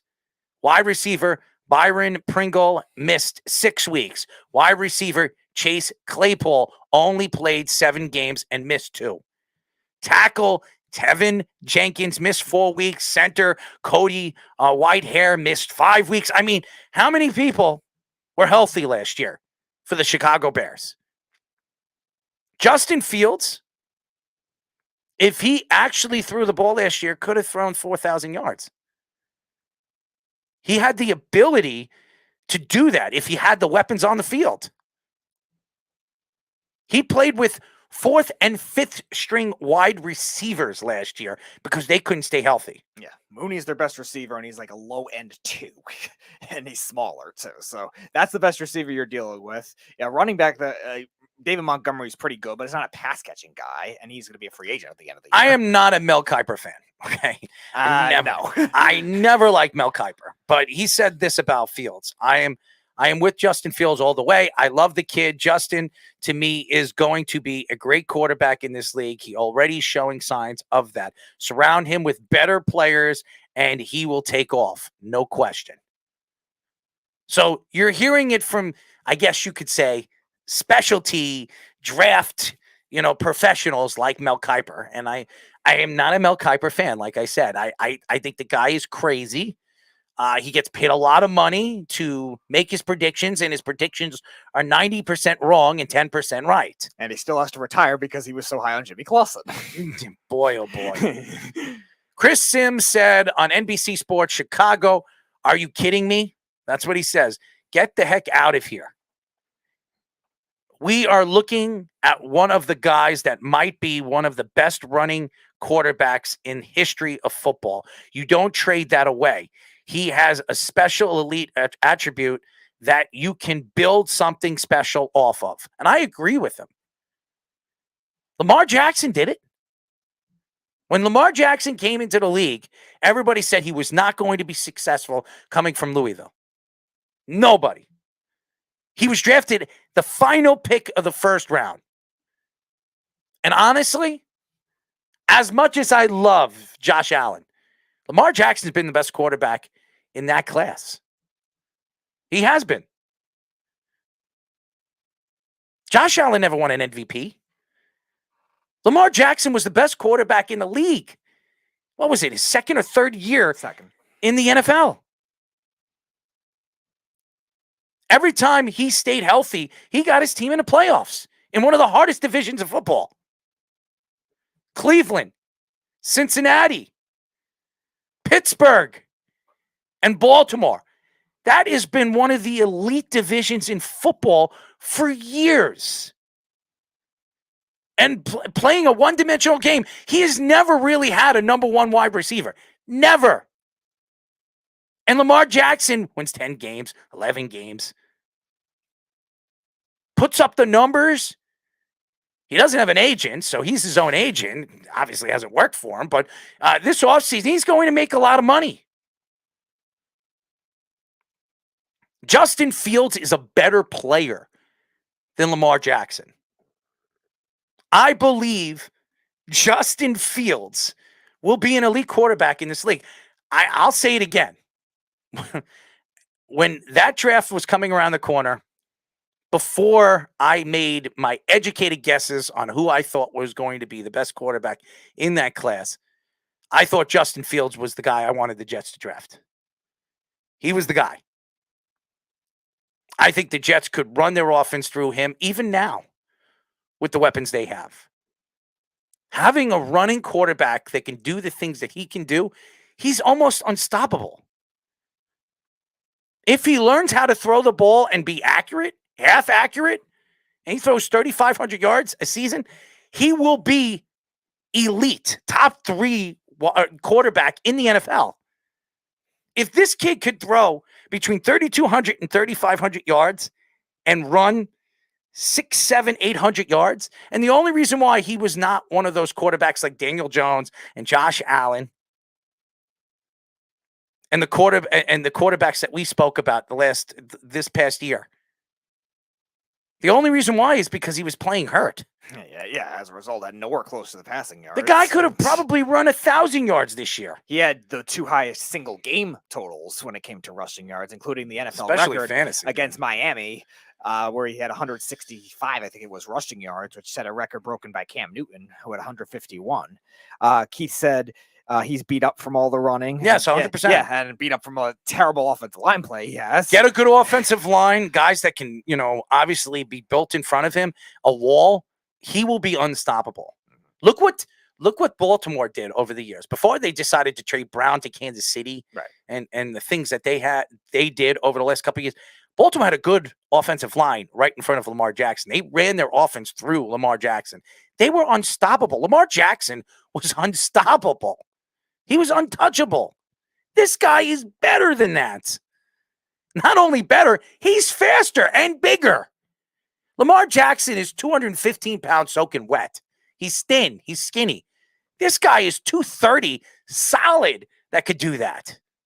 Keith also says that he also is not the most accurate. I was talking about Lamar Jackson, and he says, yes, you remember he remembers that you wanted Fields, and he thinks Fields is going to be great. And yeah, he's probably had, among quarterbacks that just got drafted, I would say in the last 5 years, the single worst circumstances with having no receivers and no offensive line to speak of. Yeah, they've had okay, decent running backs and team running games at times, but that's not going to win in today's game. Yes, Chicago is good at finding gems there. Congratulations. You need receivers in today's league. Simple as that. And the Bears, kind of like we were saying with the Jets earlier, they need to figure out how to draft homegrown wide receivers. And they can't do it right now. And it's hurting Justin Carl Fields a lot. says Fields won't be elite, but he will be a quality player. I think he's going to be elite. If they find players that can play with him, they need wide receivers. Mooney's good, but he's not. Claypool, to me, is a third guy. You need a number one guy. You need a guy that's going to go up there and do the things that you need him to do the dirty work, go in the middle of the field, make the catches. If they could find like a T. Higgins or like a Jamar Chase, forget it. And you put an offensive line in front of Fields. You give him 2 really good tackles.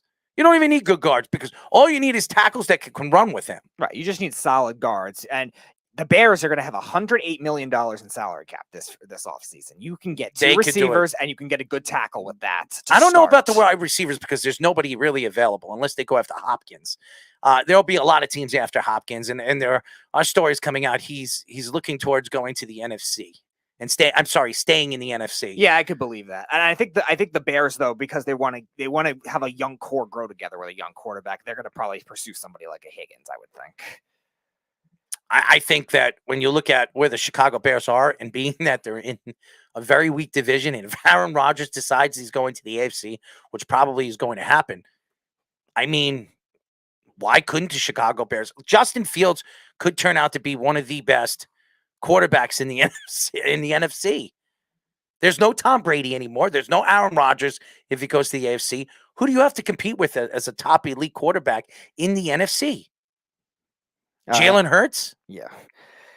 Not many. Matthew Stafford? Yeah, but even so, there's not even many like young quarterbacks in the NFC that you got to worry about too. Like Matthew Stafford and Kirk Cousins had good seasons recently, and that was really it. Hurts is the main like young guy to compete with. And if the Colts move up at number one of those young quarterbacks are going to the AFC. Right. It's all in the AFC.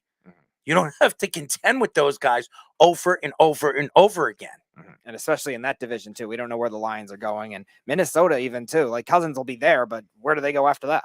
When we come back, we'll be talking to Wisconsin sophomore cornerback, our friend Al Ashford, here on the Sports Loudmouths. You're listening to the Worldwide Sports Radio Network. Take a look under your bed. Find stuff under there? What about jobs? No? Now try your basement. There's a pair of overalls that overall you're not so into anymore. A perfectly good laptop that hasn't sat in your lap in months. And even more stuff, but still no jobs? Well, you really have both. See, stuff is defined as household articles considered as a group. Sometimes this stuff is no longer needed. Wait, no longer needed? That can't be right. Because remember those jobs you were looking for? Those are really needed, and they're the stuff inside your stuff. Even inside that winter coat that moved with you to Phoenix. Our job is to unlock those jobs, and it starts when you donate your stuff to your local Goodwill. Here's how we do it. When you donate to Goodwill, we sell your stuff to provide job training for people right here in your community. So just by teaming up with Goodwill, you help create jobs. And isn't that worth parting with the leftover guitar from your 80s cover band? Goodwill. Donate stuff, create jobs. Find your nearest donation center at goodwill.org. A message from Goodwill and the Ad Council. You're listening to the Worldwide Sports Radio Network. This is the Sports Loudmouths.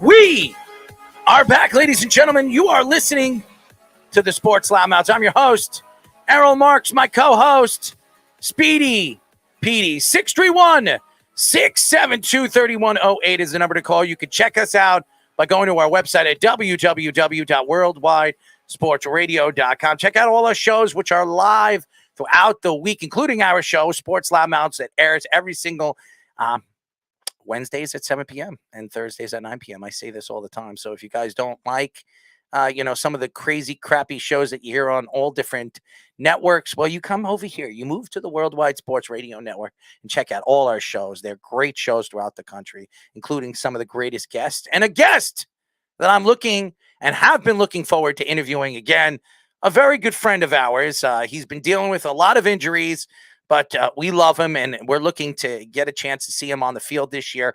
We are now talking to Wisconsin sophomore cornerback Al Ashford. Al, what's up, man?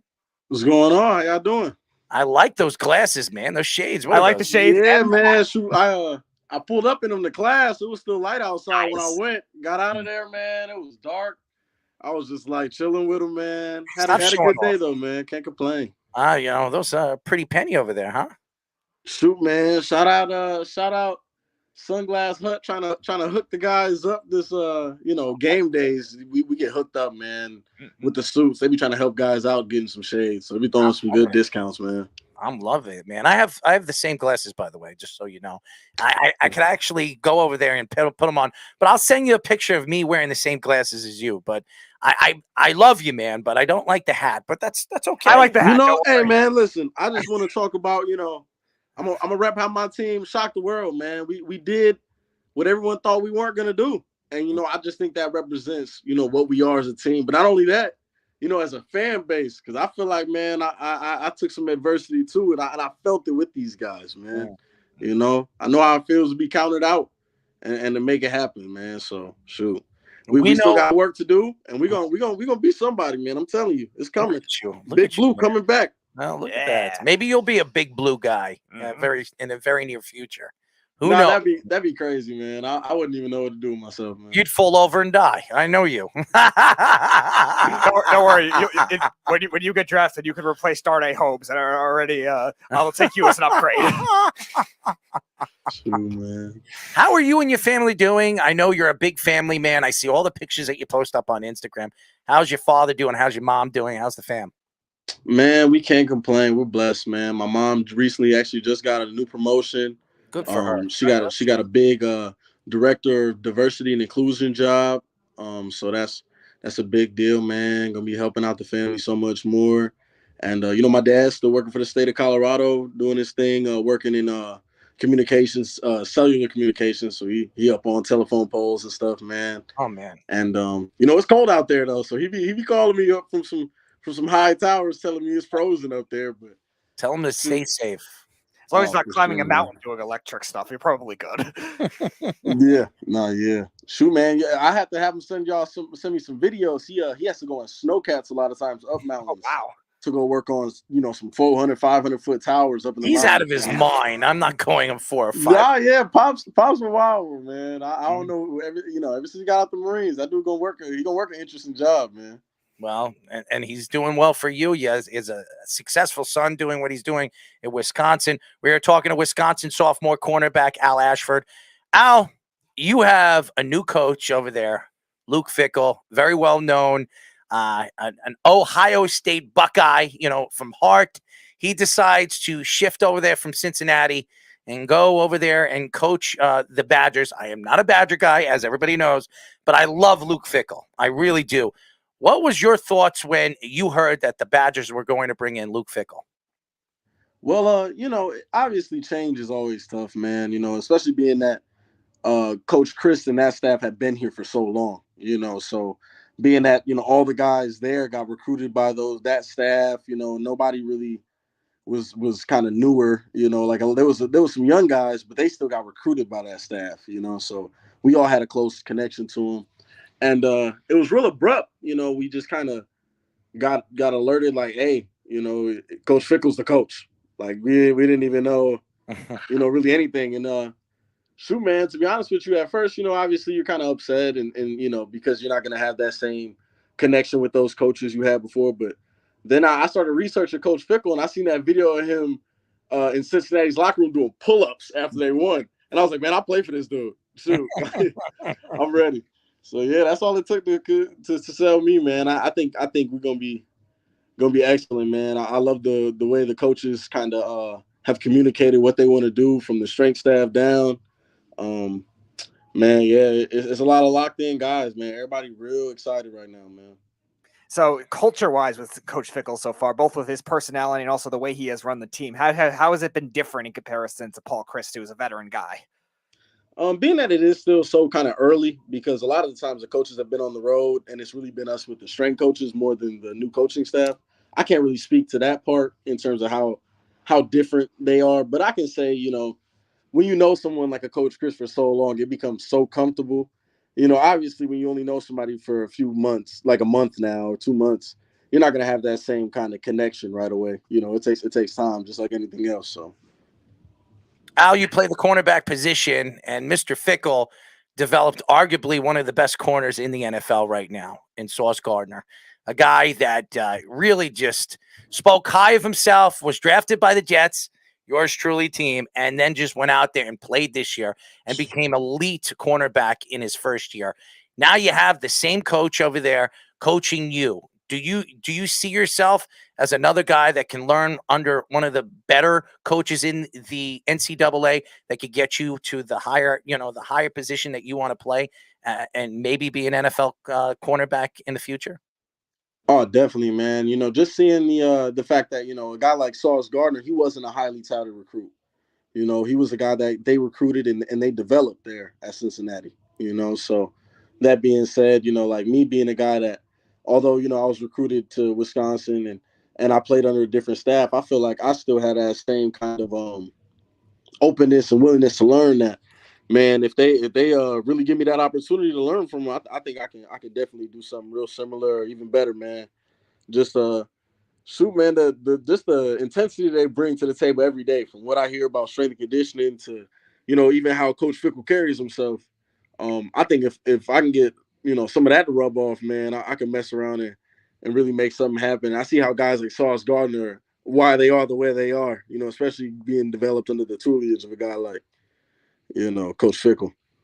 So we saw in certain stretches with the Seahawks when they had the Legion of Boom, with these long corners started to be a big thing now, and then it kind of died out. A lot of the younger corners that got good right away were more quicker guys, but now somebody like Sauce and some of these other youngsters, do you think that kind of trend will come back where these longer corners were going to be the new wave of the league again? Definitely, man. I don't know. I might be a little biased because I am a longer corner, and a lot of times longer corners kind of get put into this box where I feel like they look at us like we're just a utility DB. Like we can play at the safety role as well, or if they need to slide us in the slot, we can, or we can guard tight ends. A lot of times, a lot of long corners aren't put on that island. You only got a handful that really get put into that role. And I love how the young ones nowadays are doing it, like a Patrick Surtain, who else you got? Trayvon Diggs, even though he kind of be arguable at times. He's a long, corner, and he's really trying to taking that island over. You know what I'm saying? Or Xavier Howard, that's another guy who's a longer corner, really playing on the island. So Jalen Ramsey. So man, shoot, I think it's definitely a great thing to have just because of so much of the height that you're seeing on the outside now. Receivers are so tall and they're jumping out the gym, man. And a lot of times having a guy that is, close to as tall and just as athletic and maybe even jump higher, that's a great thing to have, man. We are talking to Wisconsin sophomore cornerback Al Ashford. Al, there's a lot of interesting changes in the NCAA of the portal. Everybody is speaking about that. A player could just jump ship 1 year and jump ship another year and go wherever they want. And obviously, you have Luke Fickell there. Did you ever think after Fickell decided, obviously, Wisconsin decided to bring in Fickell, that you were going to put yourself in the portal and maybe look elsewhere to play? I can't say that I did, man. To be honest with you, I had a mentor who his name's Dave Logan. Coach Logan played for the CU Buffs, and then he played for the Cleveland Browns for a while, and actually was drafted in the MLB, the NBA, and NFL. Yes. One of the three guys ever did that. And he told me, he said, you don't commit to a coaching staff, you commit to a program, you commit to a city, you commit to a brand. He told me that from here on out, the degree that I get from that brand and the city that I start to play for, he was saying, like, that's how you go about it. Like, that's the right way to do it. So for me, I love Wisconsin, whether it was going to be, anybody here, man. So, as long as they was going to give me an opportunity to play ball, I was going to be here, man. It didn't matter what it was. I didn't think once about it. I was like, shoot, man, I just hope he brings in somebody really good. So since the last time we had you on the show, there were news about the Big Ten potentially getting UCLA and USC now added to the conference as well, in addition to big powerhouses. Michigan, Ohio State, and then you guys in the West have always been a big powerhouse as well. So what do you think that kind of rivalry aspect and maybe travel aspect will be like for those teams, and also potentially for these East and West teams also merging together into one division? Shoot, the best thing I can say, man, I went to Ohio State this year. We before the game of the season, I got to play against Ohio State, and I got to travel with the squad, man. And it was right before it gets really cold in the season. So it was like right on that cusp where I had my arms out, but it was right on that, like, oh, this is kind of cold. And I got to see how them really cold games are. I would pray, like, it's going to be great that we get to go maybe to L.A. for some games of the season if we get to play USC. So that's how I feel about it. It's going to be warm. Shoot, that'd be great. Hold on one second. You're from upstate New York, and you're complaining about the cold? Yo, man, listen. This cold we got over here, we had a week where we didn't have a day that was over like 8 degrees. Really? I like that weather.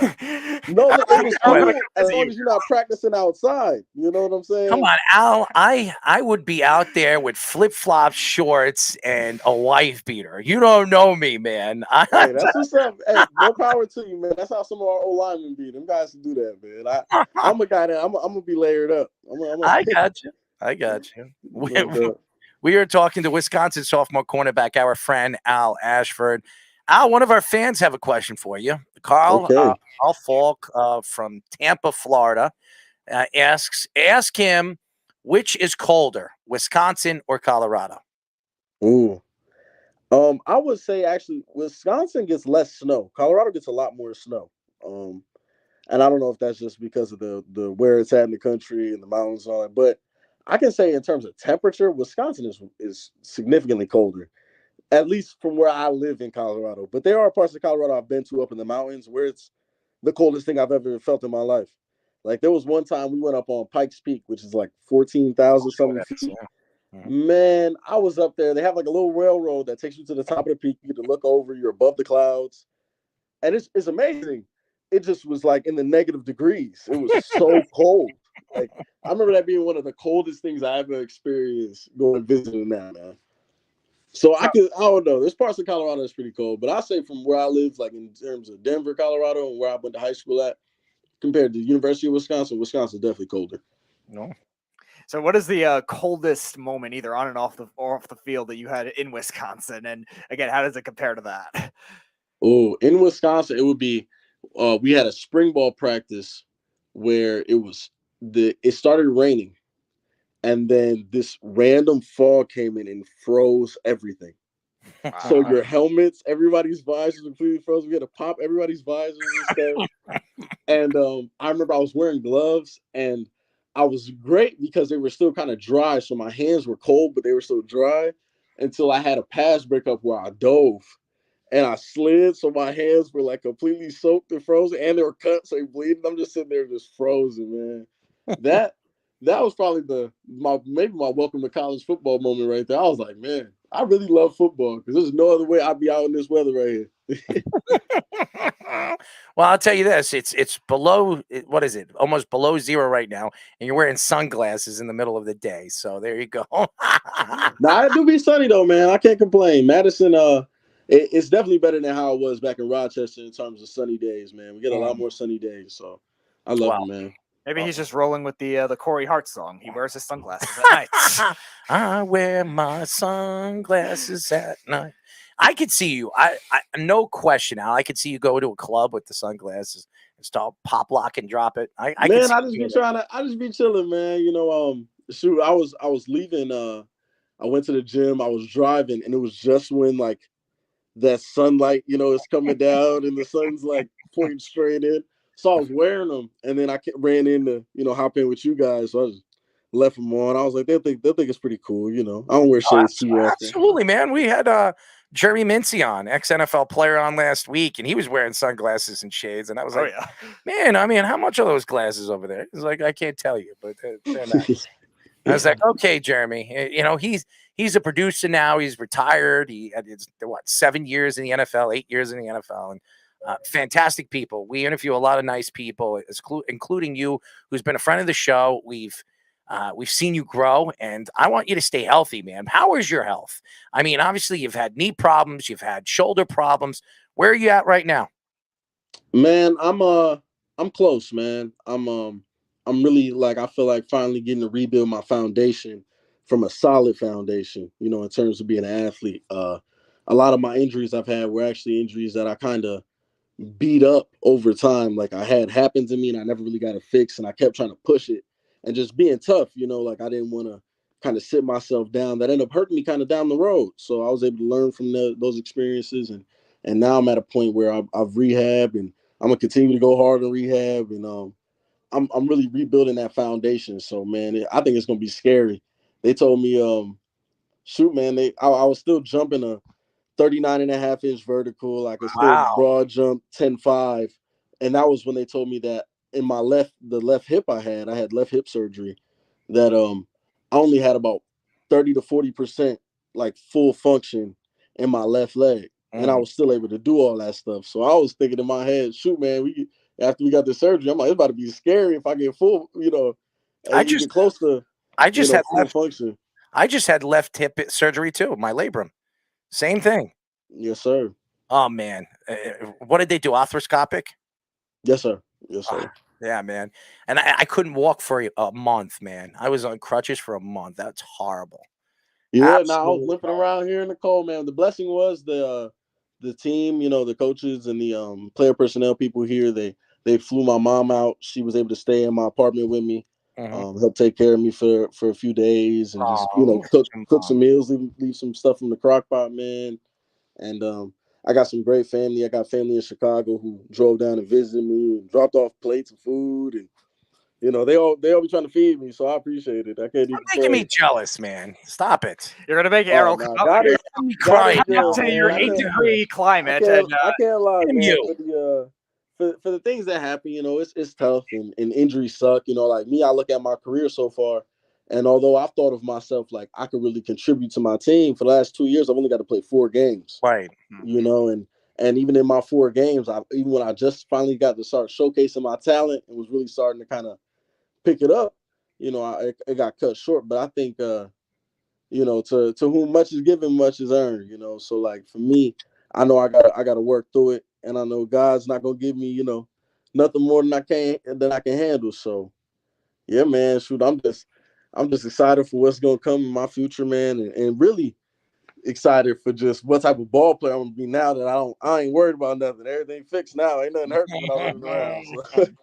You can't teach length, and you have it, and that's something that moving forward is going to help you move forward in not only your college career but maybe your pro career. Yes, sir. I appreciate that.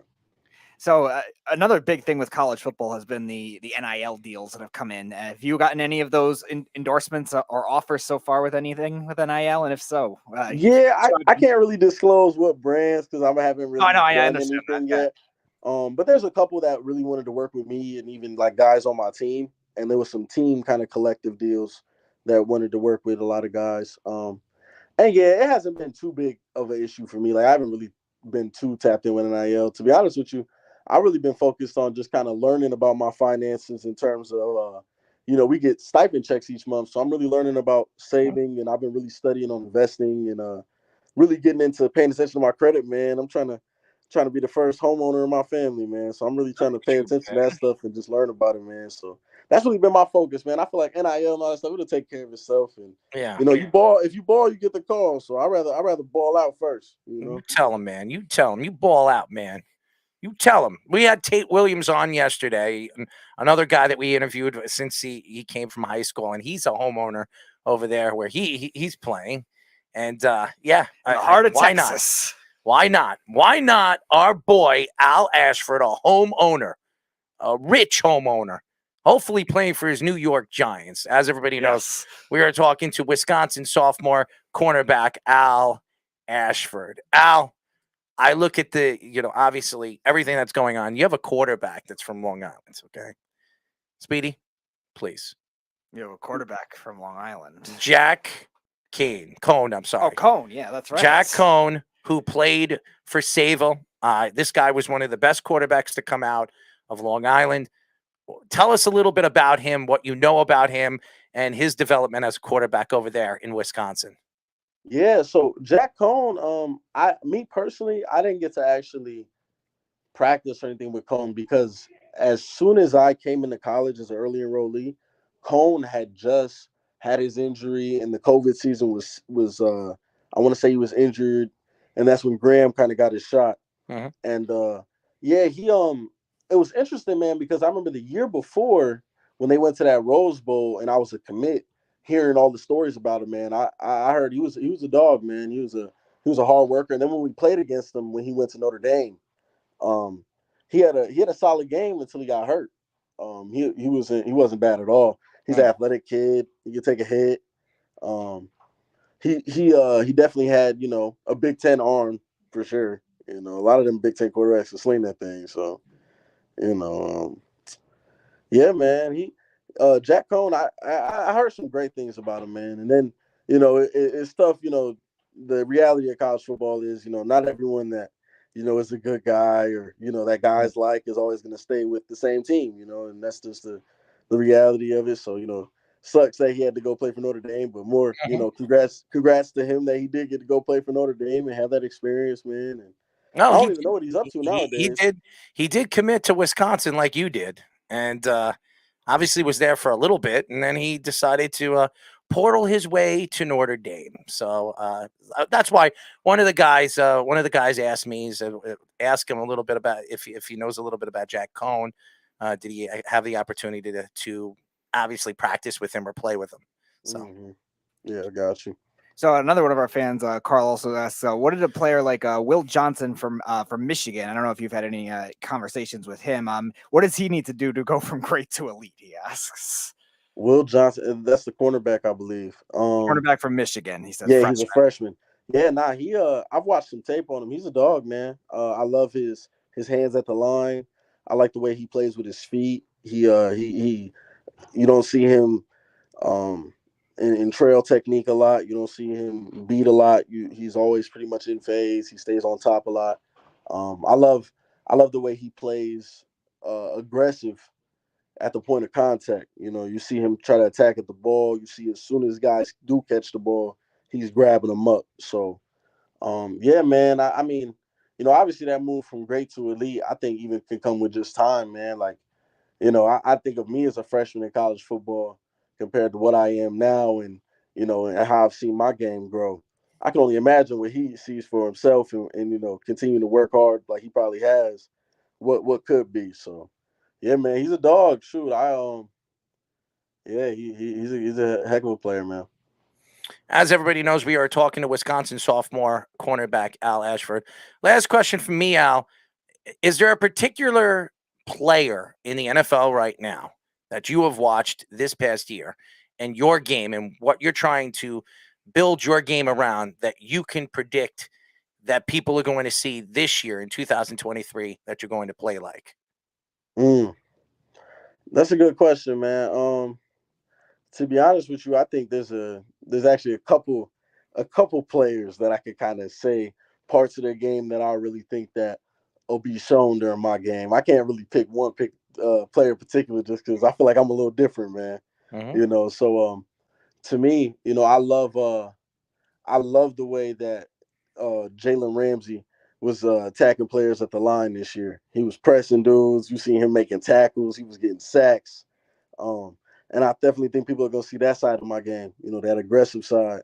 But also, I'm going to try to definitely incorporate some of the great, safety play I've seen this year out of guys like Derwin James when it comes to block destruction, when it comes to the way I'm attacking receivers and tight ends that come up to block me or at the point of contact, tackling. And shoot, man. And then when it comes to playing the ball in the air, I'm trying to play that thing like Asante Samuels. You feel me? That 3 picks in one half is kind of crazy. Yeah, he fell apart in the second half. Yeah, he did. But shoot, man, that first 3 picks, I was impressed, man. I was impressed. Oh, wow. Chargers doing it in classic Chargers fashion. Don't worry. Now, the thing is, though, man, I don't know. It's for some guys, it's really easy to just sit there and jump routes. For me, man, it's a little harder. I'm a guy that I always love to play technically sound, and guys like that who can play technically sound and jump routes. A guy like Asante Samuel who can do stuff like that. I just only aspire to be more like that. Stop. Man. You're better than Asante Samuel. Stop it. Don't worry. As long as you're not drafted by the Chargers, you'll be able to grow even more. I understand who back by the least clutch team in football. I understand how good his father was, and I like Asante Samuel Jr. I think where he was drafted and where he fell to the Chargers. I think he's a good player, but I think he's a little overrated. That game that he had against the Chargers, against the Jaguars, was a good first half, and then he completely disappeared in the second half. And I don't want to hear about the coaching because, listen, if you're a shutdown corner, you don't let any of those wide receivers get open like they did in that game. Kirk should never have been open in the second half of that game the way he was. And that has a lot to do y'all with seen that route he had against Derwin James in the slot? Yeah. A thing of beauty. I mean, if you want to be considered a shutdown corner or an elite corner like a Stingley, Stingley proved to me this year, even on the Texans, on a crappy team like the Texans, why the Texans decided to pick him over Sauce, even though Sauce is a way better player than Stingley. Stingley had a great season. He just wasn't better than Sauce. So I just, when you look at some of these corners that have been drafted and the NFL is trying to transition that technical end of, over the years where these guys like Darrelle Revis, he liked to, at a point of attack, he wanted to hit you at the line of scrimmage before you got, you had your route, run where you can run your route. Now you have these corners that can do that. then stick with you like glue, and they're so long, and they have the ability to jump the way they do, like you do, where you can just intercept the ball, at any point. So I think the game is really changed, and I think the corners have to be better, have to be faster. Hey, I got a question for you, man. Why don't you think anyone's putting respect on Damon Pierce, man? I have Damon no Pierce is nice. I've been watching a lot of tape. I've been, especially being injured, I've been watching a lot of tape, man. Damon Pierce did his thing this year, man. No question. And that's, and you know what, with the NFL, and like I said, we can go and look at all the, in the last 2 years, there have been some really good corners that were drafted. And when you talk about the past, the Petersons, the Revis, the Haydens, all these guys that really dominated the league. And now you have the new transition of guys like, Fitzpatrick and all these other guys. So these guys are transitioning the game, the safety play. You have corners turning into. Dude, I love that Broncos secondary this year, man. The Broncos secondary was excellent, man. To me, Patrick Surtain is to me the best corner in the league, if not number 2 behind Jalen Ramsey. Yeah, I mean, this year you can argue the points. The two big, and then Sauce. I mean, there's so many guys. I can't even put a number 1, but like if I had a top 3 of guys that stood out to me this year. Them 3, man. And well, the 2 corners that made it to the All-Pro team was Sauce and Surtain. So those are the 2 best corners this year, as far as what the NFL looks at numbers, percentages, and PFTs or whatever the hell the PFFs or whatever they look at. I mean, those guys were the dominant force, but there's so many good young corners in the NFL, and some of these guys are not. Woolen, did you see what he did this year? He was a 6th-round draft. Yeah, and he's linky, man. Yeah, he's linky. He's fast. He can jump, man. I seen this one play he had. I can't remember who he was guarding, but he was fully beat. He was in trail, man, and he had guy had 5 yards of separation from him, and dude just put his head down and kept running, and then turned at the last second. Played the guy's hands, knocked the ball out of his hands, man. Yeah, I think it was against the Niners. I think it was Juwan Jennings. I think it was. Yeah, man. I don't know. I love those effort plays, man. When I see stuff like that, that stands out to me. And I remember guys from stuff like that. Having that effort and playing with that swag, man. There's been a lot of great DB play this year, man. One of the best things I love, or one of my favorite things to do, is there's these NFL little highlight tapes where they'll put just wide receiver and DB play for each week, one-on-ones. And it'll just show kind of reps, and it'll be like 15 minutes. I'll sit there and watch that and just maybe watch how D-Hop releases 18 times, or watch, Devontae Adams and look at his slide release and how he's all pretty with his feet, man, and see how I would strap it, stuff like that. I'll sit there and do that all day, man. And that's why I think, watching the corner play and how precise that you have to be, and really you have to run routes like the wide receivers. You have to keep up with the wide receivers, and a lot of these defenses are run man to man now. If you watch the NFL, I know a lot of coaches that like the Jets and Robert Saleh. He likes to run zone. Zone doesn't work when you play against dominant wide receivers, guys that can go out there and you have to double team. And Robert Saleh had a lot of problems in the second half stopping some of these good wide receivers, these fast wide receivers. So you have to learn how to play man to man. You have to be a dominant force and shut down one side of the field. And you need that one guy. So I think every team needs that guy. There's just not many. There are not many corners as good as these corners that we speak about. There are not many shutdown corners in the NFL. I would say there's about 5 of them that I could say I'm going to put him on. I'm going to put him on there. He's going to shut down the whole left side. I got you. There's not many of those guys, and in the development, like you said, Patrick Surtain, he's fantastic. Sauce Gardner, another one, fantastic. I mean, you could go up and those are just 2 guys, but there are even DJ Reed. Did you see what DJ Reed did with the Jets this year on the other side? I mean, he was as good, or just as good as Sauce Gardner was, but Sauce was looked at because he was a rookie, and you've heard what Sauce said. I mean, DJ Reed's, his growth as a player really transitioned because of what DJ Reed was teaching him on the field. So those type of players. Before we let you go, man, I got one good question for you. You ready to hear? Yes, sir. Talk to me. All right. And here's my question. You look at you're going into this season, and the Wisconsin Badgers, they have a new coaching staff, new everything. Where do you see this Badger team this year in the NCAA? Shoot, man, I'm always gonna have high expectations for us, man. Especially since I'm playing. That's how I feel. Like so shoot, man. I know one thing's for certain. I want to win a Big Ten championship, man. I hated getting close, last 2 years, and then we losing a game right before we about to make it to the Big Ten chip or putting in somebody else's hands, like somebody else has to lose for us to get in. Man, I hate that, man. I just want to get to that game because I know if we get there, we can win, man. Like just so once we get that, man, I don't know. I see us having some real good real good games. Having like a real good record, man. Just um it's gonna be fun. I like the schedule. I feel like we have a lot of good teams we're playing against, but also when we're playing against them, I feel like it's spaced out pretty well. Like it's not gonna be like we're on the road, so many weeks in a row and stuff like that. Like we get a good mix of home and away games. So I feel like they set us up for some success this year, man. Well, because that getting on the road stuff, man, it'll get to you. Getting on the road over the shoot, man. I it's different than high school ball. It's easy to always go to sleep in your bed, get up, and have that same routine. And then when you're kind of forced out of that routine, and now it's like, I'm in the hotel room. I got a roommate now next to me. I usually got a roommate. Oh, you got those fancy shades. You don't need no roommate, man. You got those shades. Shoot, man. I wish I was able to just go say that to coaches. I ain't that type of. How's the Wisconsin girls over there, man? Shoot, man. I couldn't tell you, man.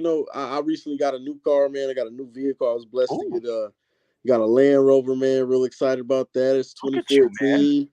Man, I've been decking my car out, man. I can't even I'm lie. sure you are. What been filling my car, decking out my apartment, man. Just I got that new Xbox. I've been on the game, and then I recently they finally cleared me to start kind of getting back into boxing again, and which was one of my loves as a kid. So well, be careful, man. We don't want you to get injured. No. I'm not sparring or nothing. I'm just kind of doing a little bit of the bag work, stuff like that, keeping my hands fresh, and it's helping me with conditioning, man. So I can help you with that. Yeah, we'll do video Zoom, man. Stay away from the gym. I don't want you getting hurt anymore. Errol's gonna come up if you hear an 8-degree weather. He's been waiting for it all year.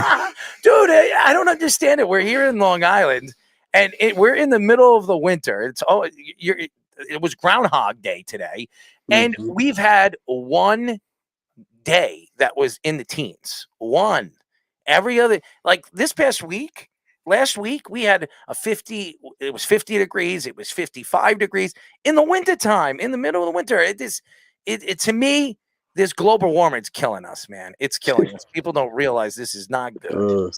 It's wild, man. I don't know about all that stuff. I don't know. I don't want to scare you, okay? I don't want I feel you, man. Shoot, they've been teaching us a little bit of stuff up here. I've had some classes talking about, environmental just sciences and like everything that's kind of going on. And the one thing I can say is, man, I feel like I've been blessed to live in some places where I'm not so affected. I feel like, so shoot, they do tell us though, like, the lake pollution is the thing they're really worried about up here in Wisconsin. So I've been feeling for that, man, especially because I see how some people really enjoy the lakes and in the summertime how popping it is. I'll hate for people to miss out on that fun for that just because of some pollution stuff. So Well, we love you, man, and we're gonna get you on again when the season starts. I want to see how your legs are doing, your hips doing, baby. I almost said baby. So I will say this. I know what you were feeling when you had your hip surgery, and I know what it takes to get that hip back. You're younger than I am, so your body is in a position where it can heal faster. My body, man, it took forever to get it, and I'm still not at 100%. So it sucks. It really does. But I'm happy that everything's going good for you, man, and keep up the good work. We'll get you on soon, and just fly your way, man, with the Land Rover. Yes, sir. Y'all have a good one, man. Y'all be easy. You too, man. You too. Keep up the good work, man. There you go. Our dude. Yeah. I said babe. I meant baby, Yeah, I know. Yeah, but whatever. Yeah. It just tells you how tired I am, man. We're at 11 o'clock right now, And by the way, that was Al Ashford, Wisconsin sophomore cornerback. Tell Al we really appreciate him. It was he's awesome. Yes, he really is good, man. But fourth time we've had him on the show, and now he's breaking out the shades.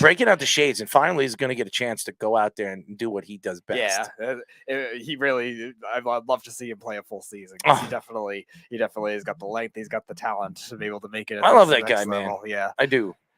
Who do we have? And Jeff's calling back. What's up, Jeff?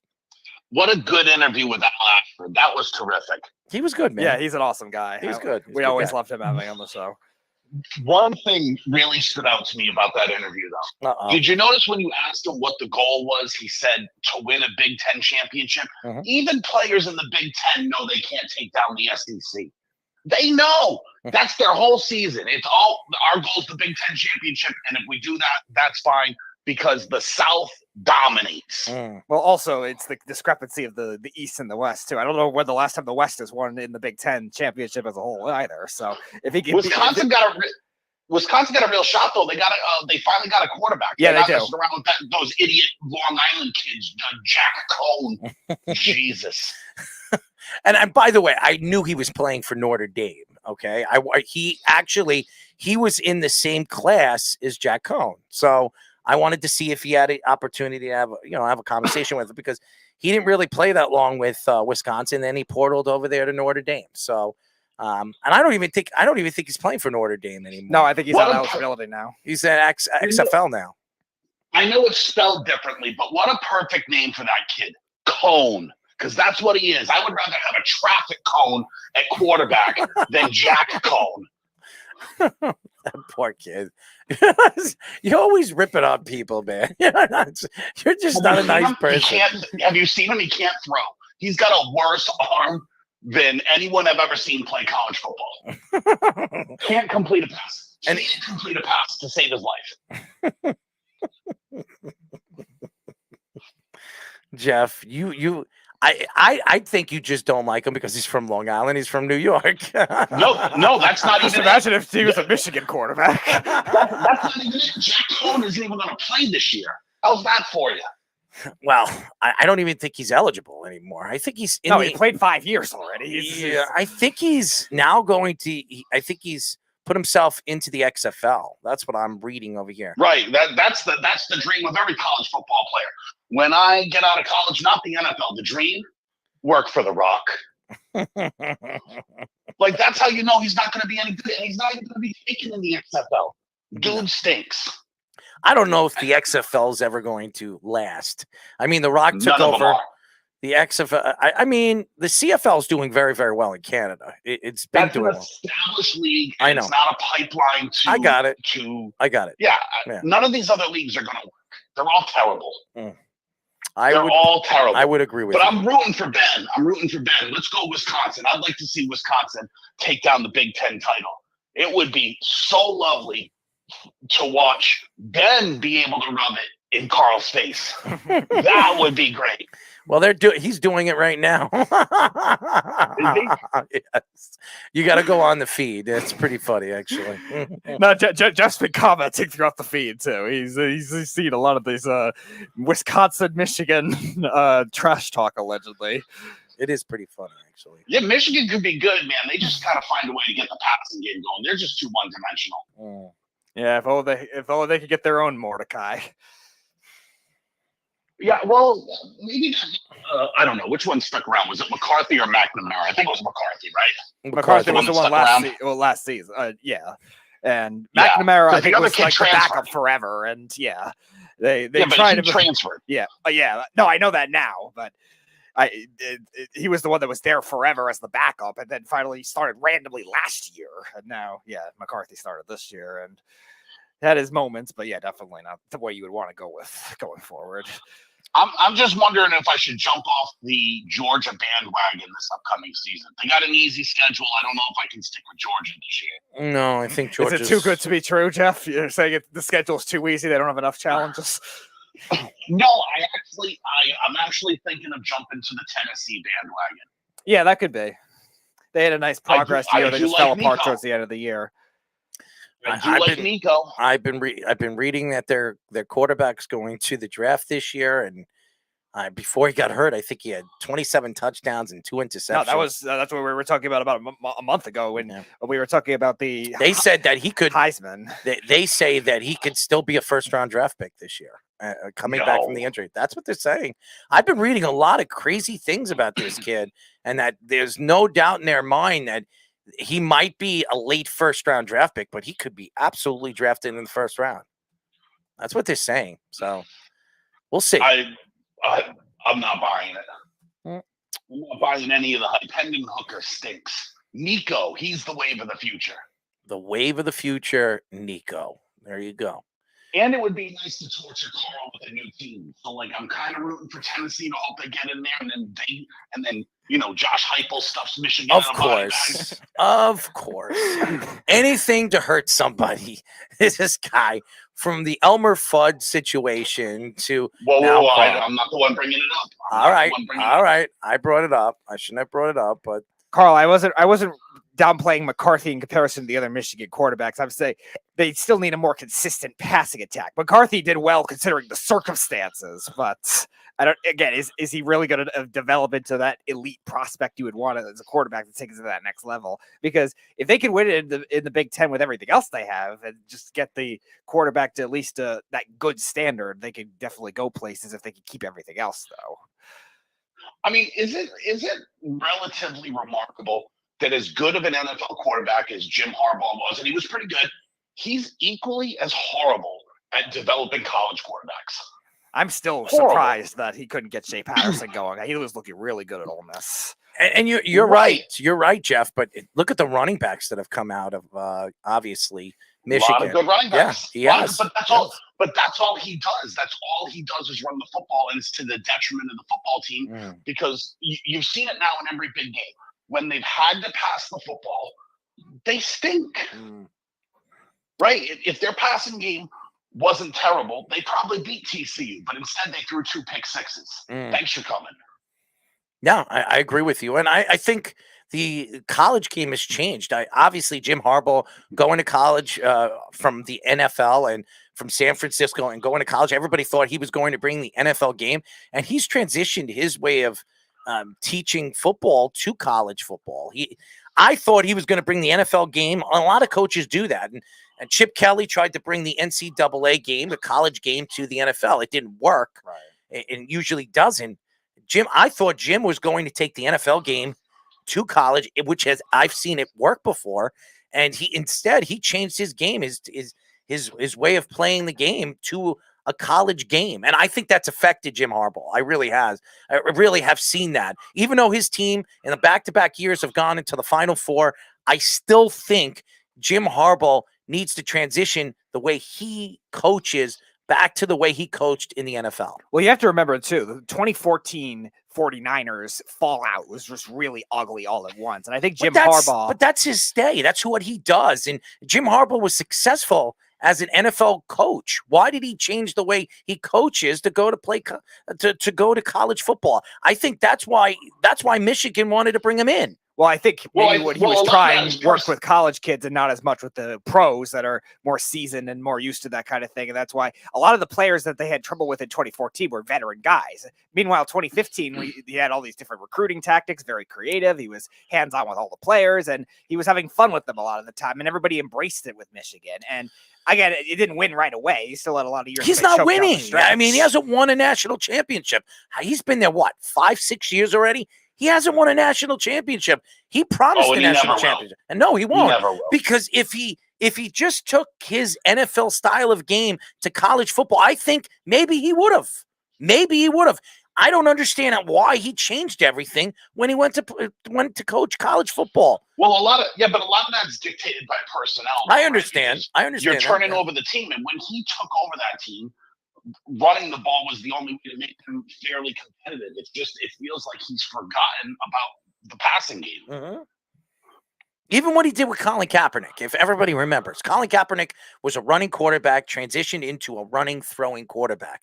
Now he went to and Colin Kaepernick, his game was built for college football. If you guys remember, when Russell Wilson and Colin Kaepernick came into the league, everybody was like, this won't work in the NFL. Now it's transitioned to that game because of Aaron Rodgers. And now you look at Jim Harbaugh going into college football, you would think that he would bring in one of these mobile quarterbacks that are very, very fast, the Lamar Jacksons or maybe a Richardson or one of these guys that you can bring in that will run your offense the way you like to run your offense in pro football. I don't understand why when he's recruiting quarterbacks that he doesn't bring in a quarterback like that. He was successful when he did that. When he had Alex Smith, another mobile quarterback that liked to throw the ball on the run, it worked in his offense. Why all of a sudden? It's not that easy.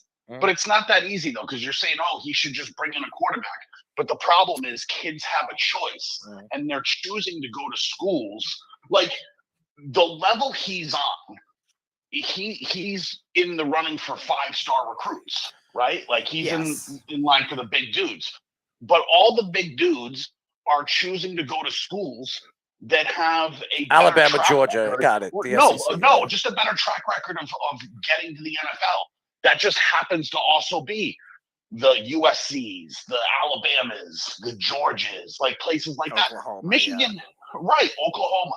Michigan isn't putting people in the NFL they're putting a lot of people in the NFL in other positions, not a quarterback. I understand that. If you're a quarterback that wants to show off what you can do, handing the ball off 60 times a game isn't exactly good. Yeah, but if he has a quarterback that can run his offense and do the things that he likes to do, he would throw the ball more. And he trusts the quarterback more. I just don't. When I watched Michigan this year, I look at the limber type of quarterbacks that he brought in over the last couple of years. These aren't the type of quarterbacks that he would bring in if he was coaching an NFL team. I'm telling you, it wouldn't be. And but the problem is their passing game should be so much better than it is because their running game is so successful. I got it. Yeah. That it should be easy to pass, little play action, bootleg, throw the football because their running game is dominant. They got a great running game. It just shows you how bad their quarterbacks are and how horrible Jim Harbaugh is as a football coach. That's why it took me a while to really buy into disagree. them I don't this think Jim season. Harbaugh's a terrible football. I think he's a terrible college football coach. I think he's a good NFL football coach. And if he comes back to the NFL, a team will absolutely open their welcome arms when he comes to their facilities because I think the guy could coach in the NFL. I understand he wants to bring the Michigan Wolverines a championship, a national title, but they don't have the quarterback play that's going to get them there. Even TCU this year. TCU had a competent quarterback. Why did they make the national championship? There were a lot of reasons why they were a good run. They're a good run squad. They have a coach that likes to spread. They made the national championship because the Michigan quarterback kept throwing interceptions.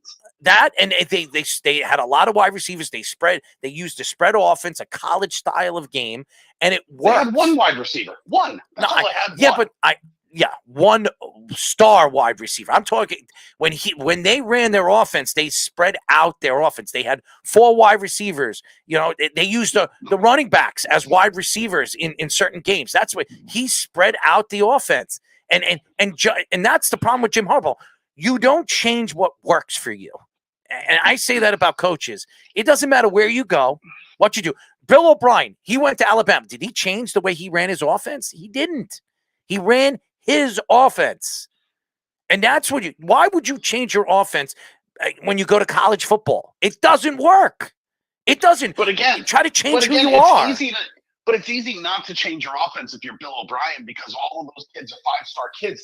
Bryce Young was the number 2 quarterback in that class. Got it. Michigan's not getting the number 2 quarterback in any class. I got you, Jeff. I understand. It throws me off on why you would do that. You built your name and the way you coach. Even when you went to Stanford, you ran the same offense in Stanford as you ran in the NFL. You go to Michigan and you change your complete offense. It doesn't make sense. He was super run heavy at Stanford with Tyler Gaffney. Yeah, but he threw the ball a lot. He threw the ball a lot. And yes. about Bryce Love. Yeah, he was really good. Yeah, but he threw it. Yes. Bryce Love was terrific. Yes. So was Tyler Gaffney. Yes, but he had a quarterback that could run outside of the pocket, Andrew Luck, and throw. And he threw the ball. Just Andrew Luck, I think his final year threw almost, what was it, 3,800 yards, 3,900 yards in college football. I mean, before he was the number one pick of the draft, he ran his offense when he went to San Francisco from Stanford. Well, then, he goes to Michigan and he changes it up. It doesn't make sense. We had what's his name again on the show? Carl, the broadcaster, ex-NFL player. Carl what? Carl Reed, you're talking about. No, not Carl Reed. College football. No, Carl Reed.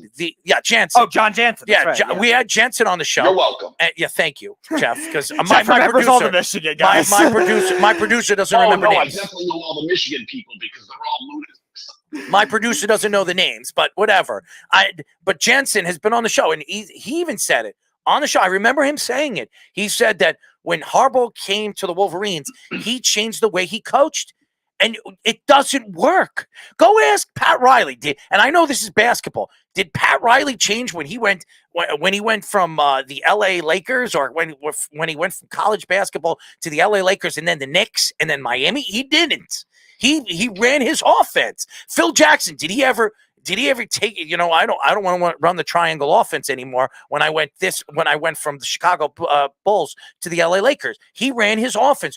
When you're a good coach and you're a successful coach, why would you think to change the way you coach? It doesn't make sense. Well, but a lot of it's personnel, and I would have two theories on why they can't get the personnel. One theory would be, it's Michigan, it's cold. Why would you want to go play in the snow? And there's pretty girls at LSU and Alabama and Mississippi and those warmer places.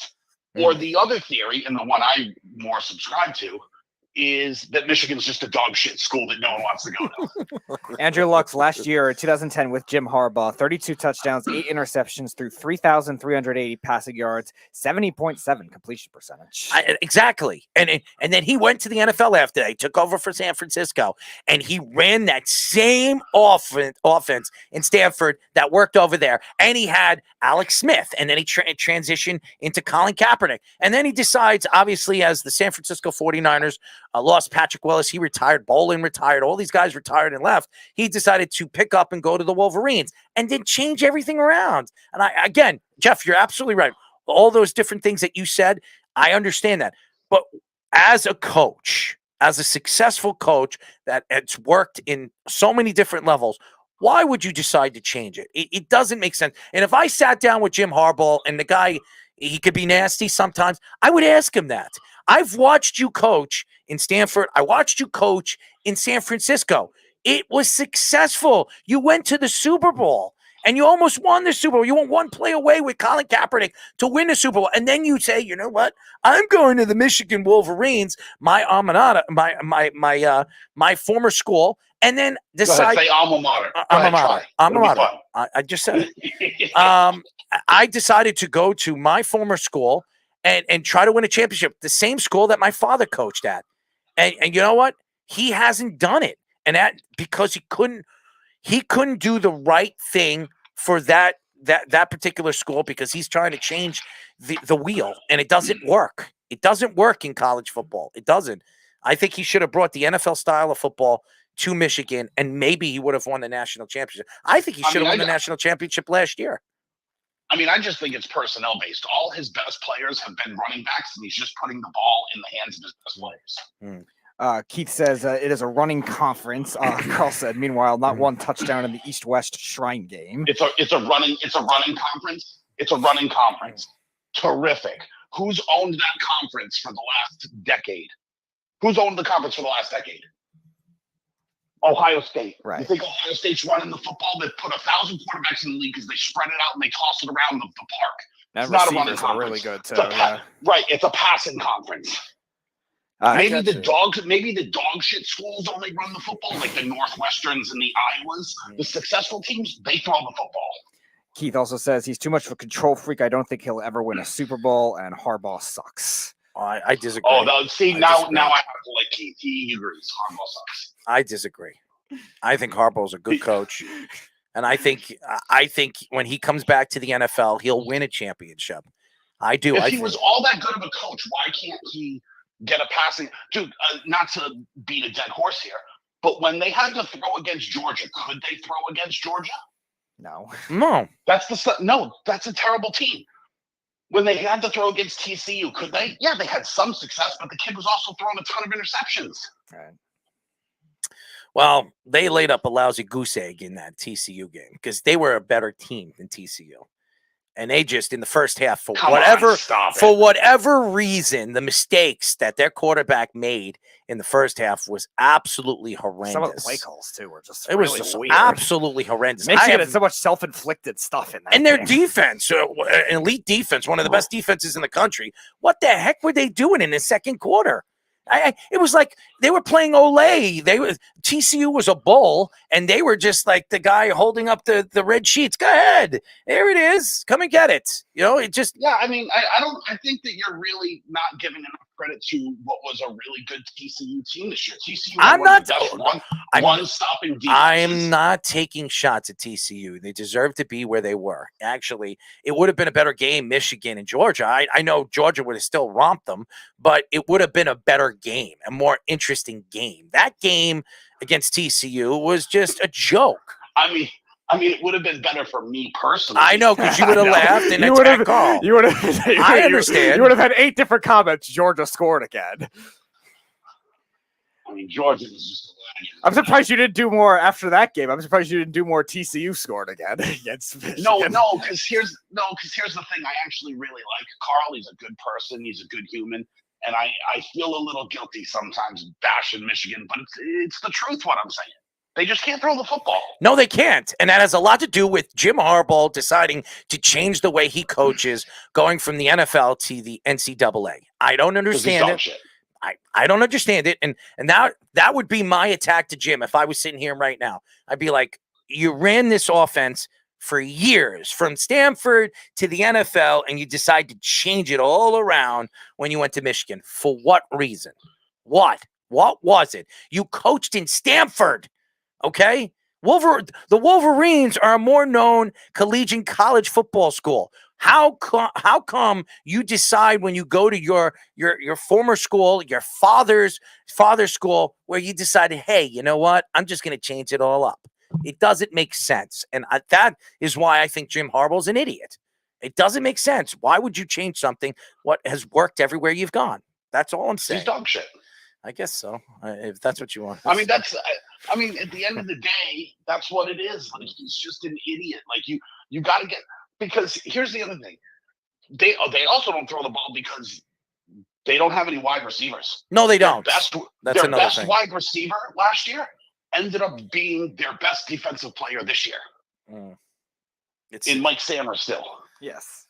They have running backs. And then they have, dude, I'll tell you what, I really like that Oluwatimi kid that plays offensive line at Michigan too. He's awesome.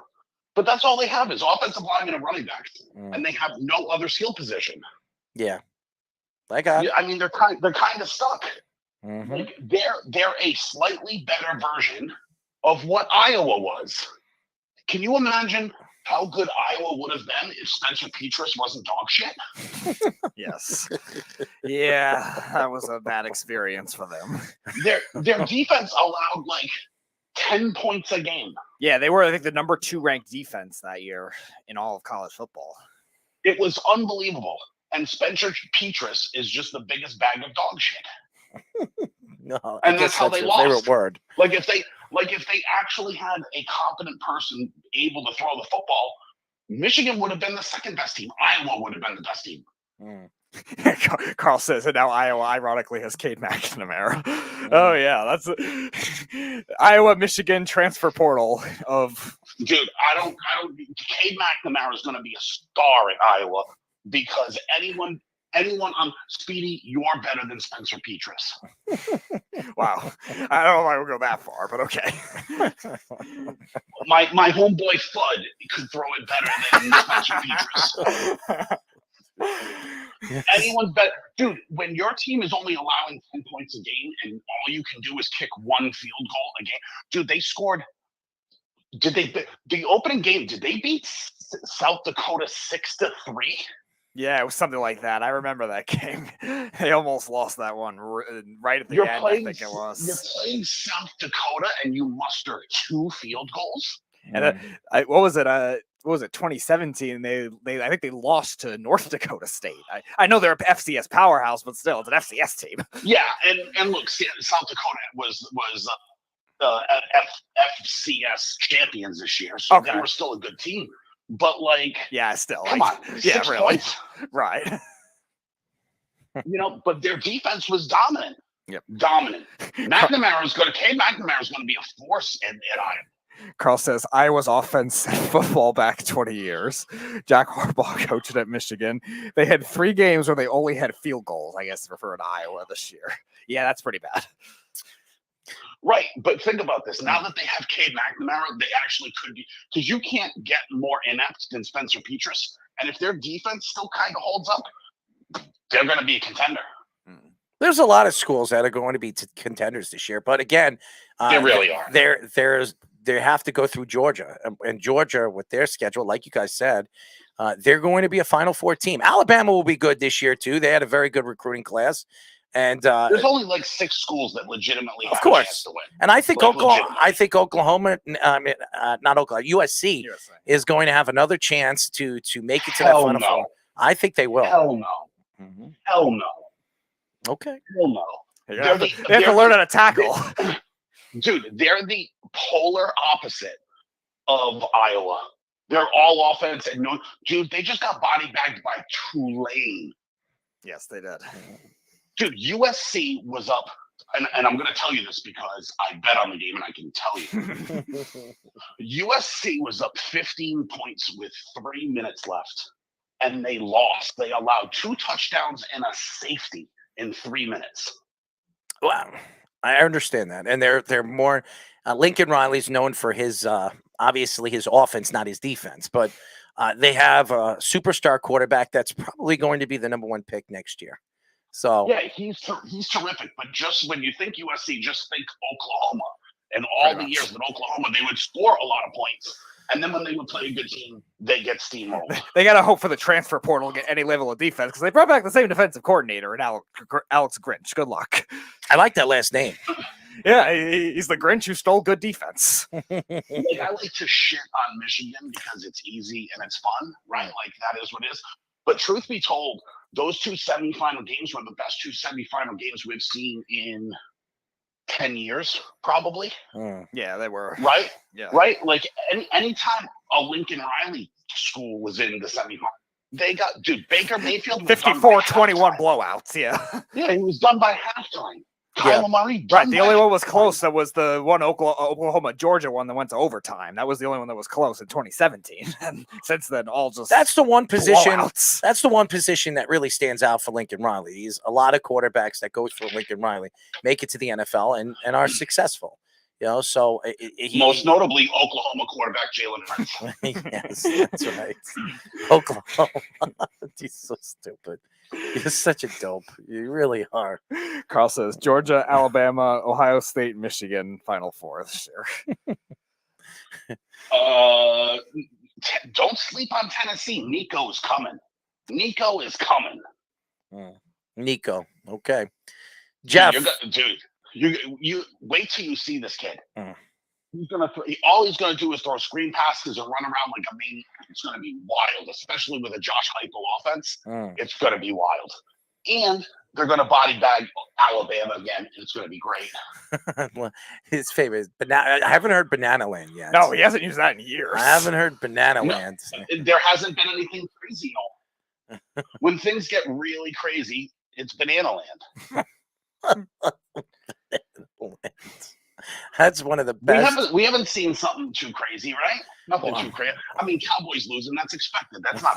That's like that's I knew his next shot was either going to be at the Cowboys or Alabama. I just wasn't sure which one. Like that's the opposite of Banana Land. That's routine. Thank you, Jeff. Right on time is what that was for Mr. Fudd. Thank you, Jeff. Jeff from Tampa. Mr. Fudd. So stupid. He's such a dope. He really is. I will say this. Mike called the show. He actually called me after the show last night. I didn't answer it, and he called me all day today, and I knew that he wanted to speak to me about last night, and he just laid it on me last night. I was actually pumping my gas, and he was just screaming at me on the phone. He's like, "You're my friend. How could you let this guy?" I said, "Mike, he wasn't really speaking about you. He really wasn't. He was making fun of the Cowboys. He's like, he can do whatever he wants with the Cowboys. I can't tell him to keep my name out of his mouth." I was like, okay, man. I love Mike. Honestly, he takes things too much to the heart. That's just what I said. I don't care what anybody says about me. I hate the name Earl, but these SOBs love to. No, just Snug loves to do it because Miami Heat did it. So I hate take that. on that legacy. It was one of the things as a kid. I hated when people, because they couldn't pronounce my name, so they call me Earl. And remember that show? What My Name Is Earl. I know the name. I never saw it. Yeah, on TBS. I hated that show because every time I heard the name Earl, it just reminded me when I was a kid that nobody knew how to pronounce my name. So it just annoys the hell out of me when I hear the name Earl. That's just me. Carl says Banana Land would be if Nathan covered a top line sport or got a meaningful interview. I miss Nathan. I do. He came in for a little bit. He did. I saw him earlier in the show. So Nathan is an interesting fellow. Why don't we get into it? The latest in NBA and NHL trade rumors. The NBA, Raptors guard OG Anunoby. Teams rumored to be interested, including the Pacers, Knicks, Grizzlies, Pelicans, and Suns. Hawks, power forward John Collins probably won't have to take the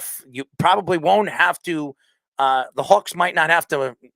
I don't know what you wrote over here, Speedy, but won't have to take a first-round pick to trade for him on a 5-year, $125 million contract.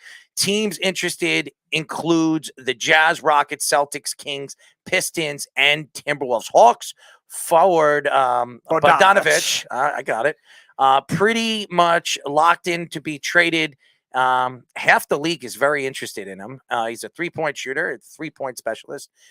Team that I think would be very highly interested in him is the Lakers, who like to spread out their offense with LeBron James, and bringing in Bogdanovich would absolutely help them. Rockets guard Eric. How about this? This will work for you. Rockets old man guard Eric Gordon.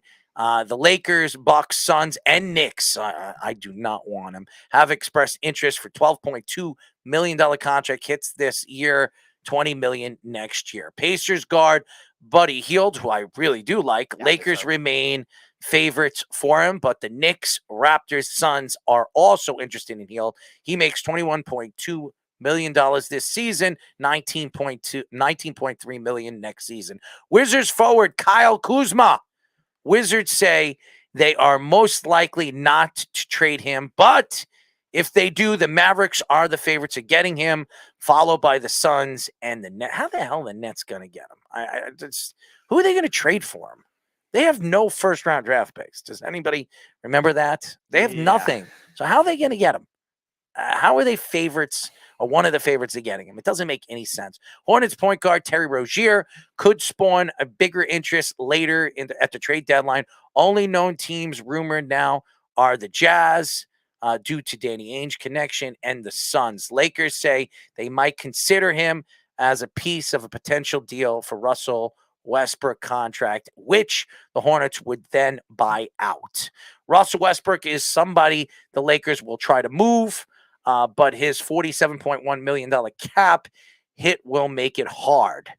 D'Angelo Russell, probably the best point guard on the market. I think he's the best point guard. I as much as I love D'Angelo Russell, the Knicks have Jalen Brunson. I don't want to. No, there's no need for the Knicks to do it. No, but I could you imagine him and Jalen Brunson as your backcourt? That would be fun to watch. Teams interested in him: Suns, Mavericks, Heat, and Clippers. So there you guys go. LeBron James is now less of a chance to be traded, obviously, because he has to break this record. Right. He wants to break it as a Laker. I think the Lakers want him to break it as a Laker. Trade deadline is 1 week after the All-Star break. So it's next week. So right, February 9th. So I expect LeBron James, and I think he has 63 more points to pass Kareem Abdul-Jabbar. He had 26 points tonight. So interesting. He will be, by the time LeBron James retires, he is going to have all the records. Yeah. He will break every single record for anybody. And this is, and we're not going to get into this because we don't have the time for this. For anybody to think he's not the second greatest player to ever play the game, you're not sane, okay? This guy, and the game's completely changed. I mean, obviously, if LeBron James played in the 90s and the 80s and the 70s, he would have been thrown around, but he's built to play in that time. When you look at Charles Barkley and you look at Shaquille O'Neal, this man is built like a brick, okay? He would have been successful in the 90s and the 80s as well as he is doing right now in the NBA, okay? For anybody to think that he wouldn't. Now, is he Michael Jordan? He'll never be Michael Jordan. Never. He can have every single record. Anybody that knows the game of basketball would never consider him Michael Jordan. But the things that he is doing right now is otherworldly. He has been fantastic.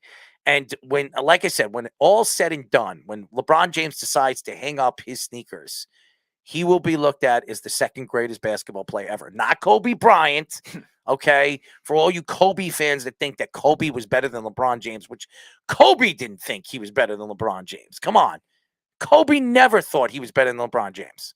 As a matter of fact, Kobe Bryant, if you guys never checked out the Redeem Team on Netflix, go check it out. Kobe Bryant, when he was brought to help to win the championship, to bring back the gold to America. Yeah, 2008. Yes. Kobe even said in that documentary that he wasn't even the best player on the team. He wasn't even the best player on the team. Who do you think he was talking about? LeBron James. Okay, so it wasn't Dwayne Wade. It wasn't Chris Bosh or any of those guys. Dwight Howard. And No, Kobe was better than Dwayne Wade. I'm just saying he was talking about one player. Okay, and that's a fact. Kobe Bryant knew that he wasn't better than LeBron James. Carl also says rumors of Levine to the Lakers. Yes, I heard if they're able to trade Russell Westbrook's contract, they got to do that first because they have no cap space. I've heard the Knicks are involved with that rumor too, and I know Levine wanted to go to the Lakers in the offseason. Right. Everybody has heard that. Is it going to change anything if they bring in Zach LaVine? He's another Russell Westbrook. He's better than Russell Westbrook because he shoots way better than he does, but he's another Russell Westbrook. He's a guy that needs the ball in his hands. It doesn't work. You need a guy. I think OG would be perfect with the Lakers. He's a rebounder. He's going to give you 16, 17 points. He's going to give you 6 assists. He's an all-around player. He is the what you're looking for the Lakers. You need a guy that can do everything. Everything. They don't have that guy. Even the Golden State Warriors. Who did everything for the Golden State Warriors? Draymond Green. Right. Draymond Green was a good rebounder. He could score. He can give you 12, 13 points. He could pass the ball. He played defense. He played multiple positions. You need an OG is a good defender. That's what he came into league as, a good defender, and he transitioned his game into an offensive game that could rebound and assist and do the things that he is strong at and what he needs to do to be a successful NBA player. He would fit with the Lakers. It's funny you mentioned the Warriors too, because I think for what their weaknesses have been this year, Anunoby would be a good fit for them too, but I don't think they have the money to make it work right now either because they have all those big contracts. And the reason for that is Klay Thompson just has really regressed defensively badly this year.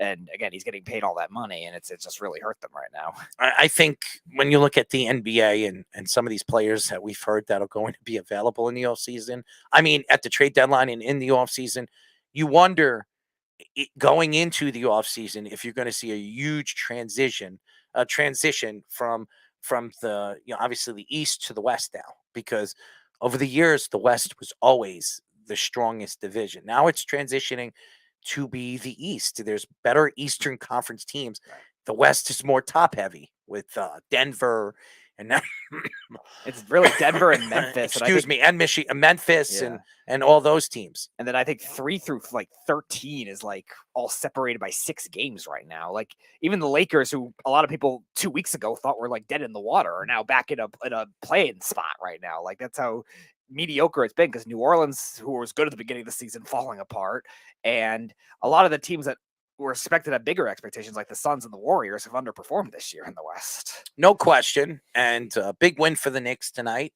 knocking off the Heat. It was a very big win. And by the way, RJ Barrett had another big game for him. So RJ Barrett's his game is transitioning. It really is. And I don't think he's Ja Morant. I don't think he's anywhere close to the 2 guys that were drafted in front of him, Williamson, and then obviously Ja Morant. But if you can get this kid to give you 25, 7, and 8 every single game, when he becomes, he's 23, 24 years old. When he becomes, out of his rookie contract and he becomes that player, well, he's now out of his rookie because he got an extension. But when he becomes that player, when he becomes 25, 26, I think RJ Barrett that's what you want from your third option. A guy that is, he could, with Jalen Brunson there, and if they decide to move on from Julius Randle and bring another guy in to play with Jalen Brunson and RJ Barrett and get rid of Julius Randle, then you got something, because you got a guy that's going to get your third option is going to give you 25.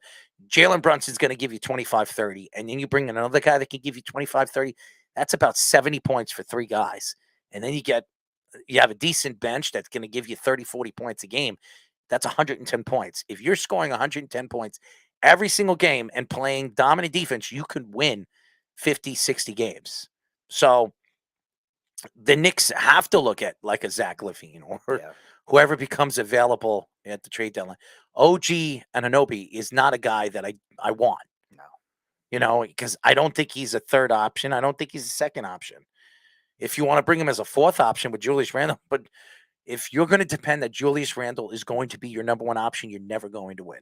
I also think the Knicks don't really need that type of player. Like they have enough of those types with Thibodeau's system. There's enough shooters that have become better defenders because of Tom Thibodeau's system. OG Anunoby would kind of be the reverse. I don't know if they really need that kind of player.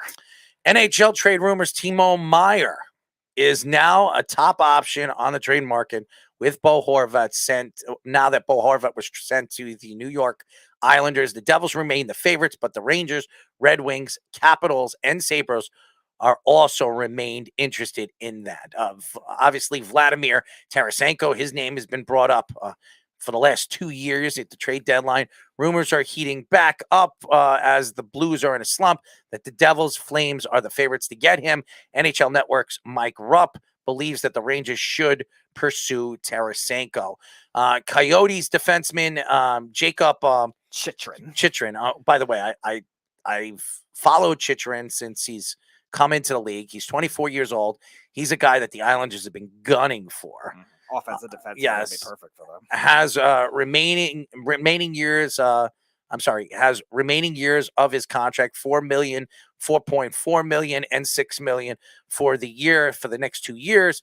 Kings thought to be the favorites for him, but the Devils, Bruins, and Rangers are the other teams who remained interested in him. Patrick Kane is now linked to the Golden Knights, the Devils, the Kings, according to the NHL insider Frank Cervelli. So Cervelli, who we should get on the show, by the way. You should reach out to him. Article. Our guy, Anthony Scultore. Anthony, that's why I started. Anthony Scultore, Rangers should still pursue Patrick Kane. Anthony is a Ranger fan. Okay. I don't know if anybody's here heard Anthony. I love Anthony. We've gone back and forth on this show with Anthony Scultore. Scultore has this thing where the Rangers can get anything, and the Rangers are the favorites to come out. I remember his predictions this year that the Rangers were going to be a top 2 seed in the Eastern Conference when I said, I think you need to stop drinking or doing whatever you're doing behind the scenes. He believes that the Rangers were going to be a number 2 seed. And I think I'm right that they're not going to be. I don't think anyone expected the Devils to be this good, though. For teams interested in defenseman, Canadians defenseman Joel Edmondson, 29 years old, and Blue Jackets Vlad Golvrikov, right? Gavrikov. Very close. It was pretty good. 27-year-old could be options. So very interesting. And by the way, center Max Domi wants to stay in with the Blackhawks, but there are rumors coming out that they're willing to trade him. And the three teams that are very interested in him, the Golden Knights, the Rangers, and the Bruins. So Erik Karlsson is the big name that has been, dangled around all season long, having a season that he's having. He's been the best offensive defenseman in the league this year. Obviously, San Jose is looking to part ways with him. I believe that the Oilers and the Bruins have a lot of money, and they have a couple of guys they could sign in the offseason. I know they were in on Bo Horvat. Yes. Obviously, he went to the Islanders, and the Islanders will do everything they can to sign him before the season's end because they don't want to lose him to free agency. But after they lost out on that, I think Max Domi, Erik Karlsson, these guys are guys that they can afford to pay in the offseason. So expect that to happen. I think the Bruins will make, and last year at the trade deadline, they made a big move and they added a defenseman. Yeah. And then they re-signed him.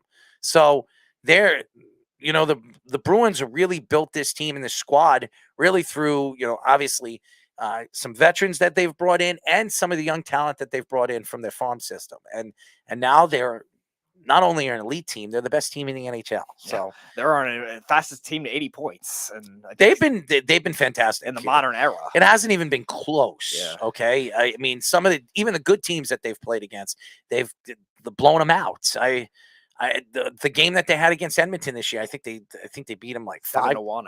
I thought it was 5-1, but 7-1. I mean, the games aren't even close. And then the games that are close, you just see how talented they are. They can win faceoffs. They have 3 really good lines, and their defense is elite. And they have the best goaltender right now in the NHL. I think they just got their first regulation home loss like 2 weeks ago. I remember that. Yeah. I think who did they lose against? It wasn't anyone good Was either. it the Red Wings? It was somebody out west. No, it might have been the Red Wings. Yeah, you might be right about that. I think it was the Red Wings that they lost against, if I'm not mistaken. It was either the Red Wings. It was a team that wasn't 500. No, I know. It wasn't a great team. It wasn't a great team. It was, let's see. Oh, yeah, January 12th. So it was about 3 weeks ago. Who did they lose against? It was the Kraken. So it was a pretty good team, but still, they're kind of an overperforming team. The Krakens. Okay. But they've played fantastic. And there was a couple of teams. The Carolinas really picked up their game. Yeah. But we knew Carolina was good. I mean, everybody thought that the Carolina Hurricanes were the number 1 team in the Eastern Conference. And they've played like it. But again, the Bruins are just having a spectacular year. They changed coaches, and they bring in a coach that really has put this team in the position that they expected to be last year. And now they're a contender, and they're going to be very hard to beat when the playoffs start. And again, the playoffs are different than the regular season, especially in hockey. Right. Because if a team goes into the playoffs with a hot goaltender, it doesn't matter how good the other goaltender they're playing against. And we've seen it. Vasilevsky, to me, he's been the best goalie in the NHL for the last 9 years. He's been the best. And when it comes to the playoffs, Vasilevsky's a different goaltender. Even as a backup, remember when he first came up as a young player too? Ben Bishop was still the starter, and Vasilevsky outplayed him in certain playoffs. He's just a different player in the playoffs. He's a good goaltender, and he's won so many goaltender of the year awards and everything like that. But when he gets into the playoffs, he's a different player. And we've seen players like that. Mike Richter was a different player when he went into the playoffs. There are players. Van Beesbrook was in the times in the 90s, especially when he took the Florida Panthers to the Stanley Cup Finals. I've seen when he went into the playoffs, he was a different goaltender. Dominic Cash, different goaltender. Curtis Joseph, a different goaltender. Chris Osgood, a different goaltender. I can name a bunch. Eddie Belfour, different goaltender. When these guys went into the playoffs, they played different.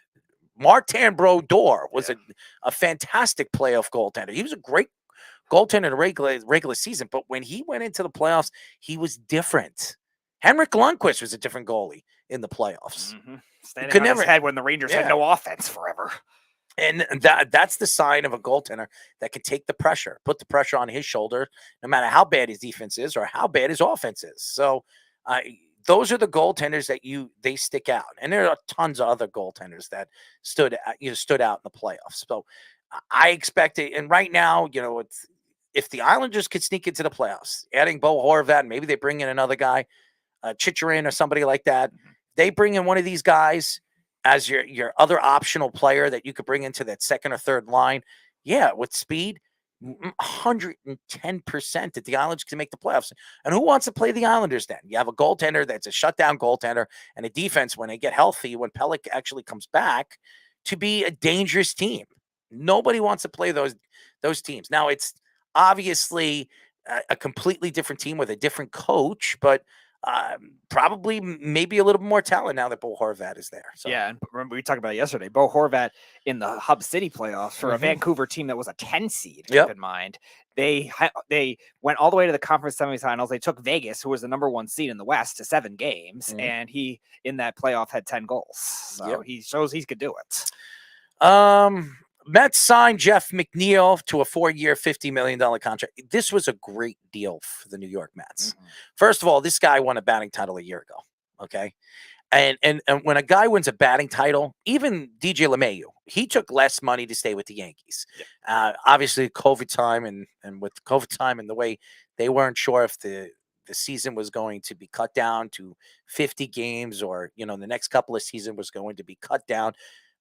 DJ LeMahieu could have made a lot more money going somewhere else or waited another year and maybe would have really made $50 million or $60 million more for the player that he is. He wanted to stay Yankee. And I think the same thing with Jeff McNeil. I think Jeff loves the fact that he's a Met. He was grown. He grew up as a New York Met in the farm system. And I think he's homegrown. And I think the fact that he believes that with Steve Cohen and the way this team is moving forward, making the moves that they are, they're going to have a chance to win multiple World Series or maybe 1 or 2 World Series in the future. So I think he feels that taking the $50 million and for 4 years was a deal, and some of the incentives that are a part of the deal could really benefit him and this team. Having a player of that magnitude that can play multiple positions, not just second base or third base, or he can play the outfield. So, and he played a lot better in the outfield too than his beginning part of his career, where I was kind of skeptical of his defense initially too, especially in the outfield. And he grew a lot, especially at second base, where he looked like even defensively a top 10 defensive second baseman in the league too. And his metrics, I think, pretty much on I think all but one of the defensive analytics, he was positive top 5 in some of them, and even in the corner outfield spots he was very good. He had a great arm for a guy that has an infielder's arm, and that really helped his value too, in addition to be a tremendous contact hitter. And also keep in mind too, a guy that gets on base a lot too. He's at a 380 on base percentage 3 of the 4 years full seasons he's been in the league so far. So you talk about a contact hitter, like they don't walk a lot, but he does that too, and he gets hit by a pitch a lot. So he does everything good offensively. The guy doesn't strike out a lot, right? He walks a lot, and to me, he's put a little bit more power on the ball over the last couple of years. So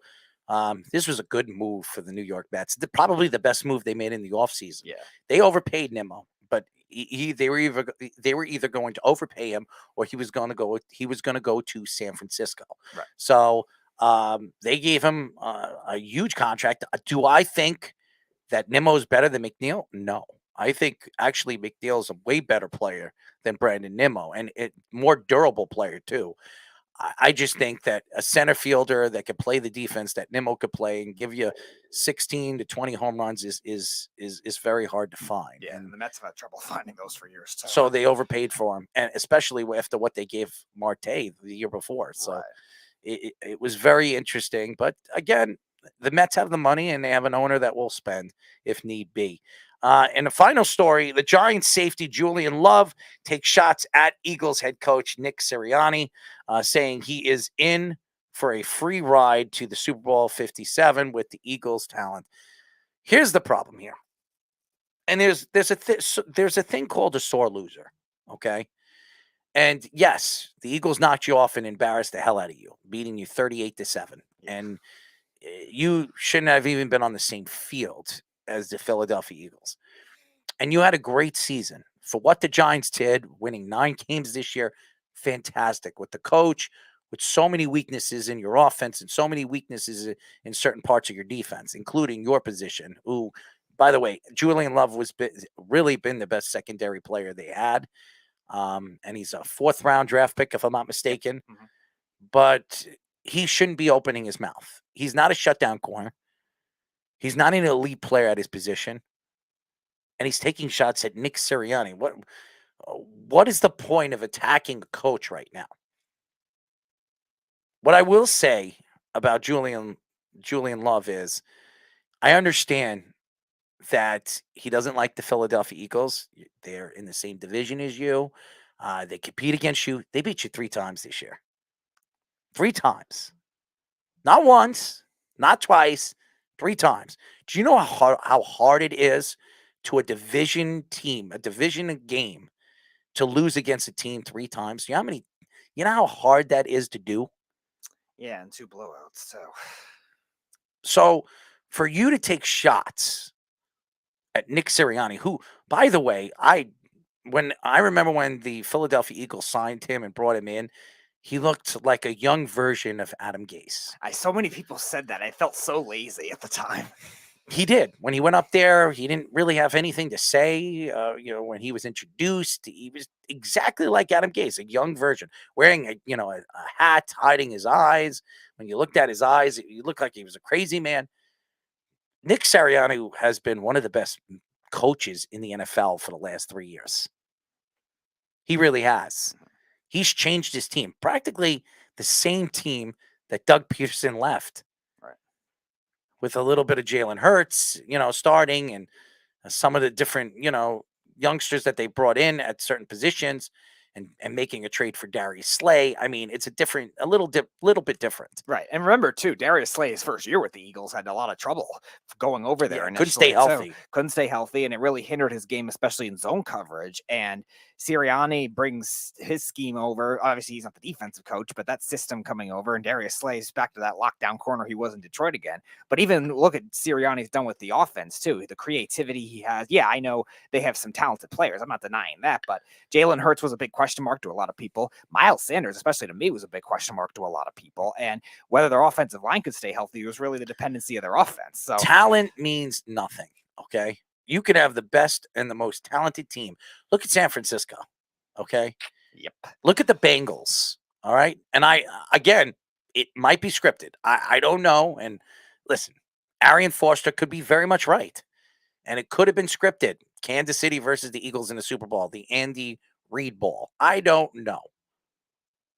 But what I will tell you is what the Eagles did this year. And if Jalen Hurts didn't get hurt, they probably don't lose a game. They probably don't. Or they lose one game. The Washington game, yeah. They lose one game. This team is good, and it has a lot to do with the coaching too. You forget that the most important position when it comes to football is the coach. The coach runs the offense. He runs the defense. He runs the special teams. He is the most important position when it comes to football. You need all 56 players to do their job, but the coach is the one that makes the calls. He makes the final calls. He makes everything. It's the hardest sport to be a coach in because the amount of plays that you're teaching these guys and running, obviously watching film and doing it. It's a young man sport. And yes, there are Pete Carroll, who's 70 something years old, and Bill Belichick, who's 69. There are older coaches, but it's a young man sport. And Nick Sirianni, to me, there's only 2 coaches that should win Coach of the Year in the NFL. And Sirianni's one of them. The other one is Dable.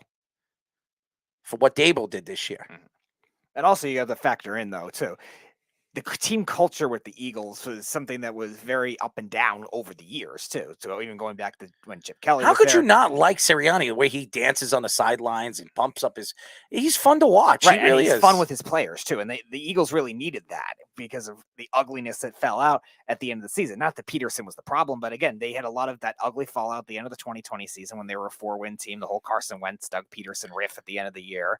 And they needed, with a team with a lot of big mouths, they needed a guy that was a stabilizer, a fun guy to come in. And he was a good innovator for offense too. Like this was an RPO type system. You know who would be I believe Carson Wentz would be a great fit with Tennessee. Okay. I think he would be a great fit because I think Vrabel will knock him into place. I think he's a no bull crap type of coach. And I think whatever's going on with Carson Wentz behind the scenes, because there's something about that kid that people don't like. I don't know what it is. He doesn't look like a bad kid. I mean, I've seen some documentaries with him, with the kid that had cancer on, 30 for 30 and the type of person that he is. I'm very surprised that people don't like him, but maybe we don't see what goes behind closed doors. Maybe he doesn't want to, when Christmas comes around and the quarterback takes care of their offensive line. Maybe he's cheap. Maybe he doesn't do that. I don't know. Right. But it doesn't make any sense why people hate him so much. Everywhere he's gone, he's weighed out his welcome. Mm-hmm. I mean, everywhere he's gone. He went Philadelphia. He almost won an MVP. Hurt his knee. He was never the same. Nick Foles wins the Super Bowl for them. He's gone. Then he goes to Indianapolis. He plays there 1 year, has a pretty good season. He's gone. Then he goes to Washington. He loses his starting job after he gets hurt to Taylor Heineke. And then all of a sudden, he's probably gone. I mean, this guy has lost the starting job 3 times in, 5 years? Right. I mean, that's crazy. And this guy's talented. Carson Wentz is still young. He's 27, 28 years old. He's still fairly young. He can still play in this league. There's got to be something. There has to be something that's going on behind closed doors with Carson Wentz that just doesn't work. And I don't know what it is. But going back to Sirianni, you needed that kind of stabilizer within an Eagles team that had so many loud personalities. Even trading for AJ Brown, he's a guy that is a loud personality. You look at Darius Slay, loud personality, and a lot of the offensive linemen, those types of guys. They needed those types of guys after the ugliness that happened. And remember the 2021 season, the Eagles were not supposed to be a playoff team that year, and he had a big second half. I think they started 2-5, and they were able to turn around, make the playoffs in a conference, an NFC that is still not great, but it still had teams that were expected to be better on paper. And a lot of that has to do with coaching. And then they started to make the offseason moves after that. So Julian Love, I'm all for the NFC East trash talk, but still have a little bit more reasoning behind that than he had a cakewalk and they had a free ride just because of the talent and anyone could coach that team. No, his creative offense really helped Jalen Hurts get to an MVP candidate. His team culture really helped these veteran guys and these young guys out. It's not just all Howie Roseman and the talent. Patrick Mahomes would have never been Patrick Mahomes without Andy Reid. Donovan McNabb would have never been Donovan McNabb without Andy Reid. Coaches make players. Right. Robert Saleh changed Quentin Williams. He did. Quentin Williams was possibly going to be a bust. Leonard Williams was. Yeah. He was. Yeah. He had 1 year with the Giants. He gets a contract, and he's been a bust. Yeah. He was always a bust with the New York Jets, and he was a top pick. He was the 4th pick in the first round. Quentin Williams was on his way to be a bust. I didn't think he was, but he had the unbelievable talent. We saw what he did at the Combine. We seen what he did in Alabama, but he just couldn't develop his skills. And sometimes you just can't find your way in the NFL. Right. But when Robert Saleh went there, he's changed him. He's changed him. He's an elite player at his position. He was the first team All-Pro for the first time in his career. Right. He's only going to get better. Mm-hmm. And he's 24 years old. So you see the difference in what a player could be and what a player should be in the NFL. And coaching has a lot to do with it. It has, yes, talent. You can have all the talent in the world. Some of these guys have tremendous talent, but they never develop. Zach Wilson has a tremendous amount of talent. Will he ever develop? Not with this coaching staff. Now, maybe with Nathaniel Hackett, if he sits there and he explains things to him and he sits behind a veteran quarterback that he respects, maybe he turns into the quarterback they thought he was when they drafted him at number 2. Will he? I don't know. I'm pushing towards no. but you just never know. It's all about coaching. Get the right coach in, a North Turner. We've seen North Turner go everywhere as an offensive coordinator, and he's got that quarterback playing. Sean Payton might change everything for Russell Wilson now that he's going to the Broncos. Absolutely. And I think Russell Wilson still has it in him to be an elite quarterback, and I think he can be. They just need to put the right players in front of him to do so. And again, in football, you really need it, especially both schematically and culturally in comparison to other sports, where you can't really get away with just having a quote unquote like figurehead coach like you can in basketball. And even baseball to an extent too, because of the analytic departments, like the raw manager, you just need to have the guy that could stabilize the player. Yeah, you still need some level of strategy, but a lot of it's with the analytics. Football, you need a little bit of everything. And you can't just really throw Sirianni and just say he's like a figurehead coach. Ridiculous. I'm not saying he's like the top 3 coach in the league, but he's This year he is. Coach. Well, This this year he is. Yeah, but in general, like, yeah, he's not that like. Top He's not 3 Bill yet. He's not Pete Carroll. He's not those successful coaches that have done it year in and year out. But he's on his way. If he wins a Super Bowl this year, and his team are even better than they were next year with the draft picks that they have and the money that they have on the line and some of the players they can get rid of, I mean, yeah, he could turn this team. Remember, Philadelphia never won a Super Bowl until a couple of years ago when they knocked off the Patriots. Now they're going to a second Super Bowl in 5 years. 5 years. A team that hasn't been in a Super Bowl for ever. Okay? Now in 5 years, well, they were in the Super Bowl with Donovan McNabb one time with Andy Reid, but that was a long time ago. That was in the early 2000s. That's like almost 20 years ago. And then they go to the Super Bowl and they win against the Patriots. And by the way, they never won a Super Bowl. Never won a Super Bowl until then. And now they have a chance to win 2 Super Bowls in 5 years. I mean, if you don't think that's dominance, I don't know what is. With 2 different head coaches. With 2 different head coaches and 2 different quarterbacks. So it's pretty amazing. It really is. That's it for our show, ladies and gentlemen. We'd like to thank our friend Al Ashford, obviously Wisconsin sophomore cornerback, fantastic kid. Looking forward to him. I called him Babe. Okay, I'm sure he probably wanted to run off but that was pretty funny.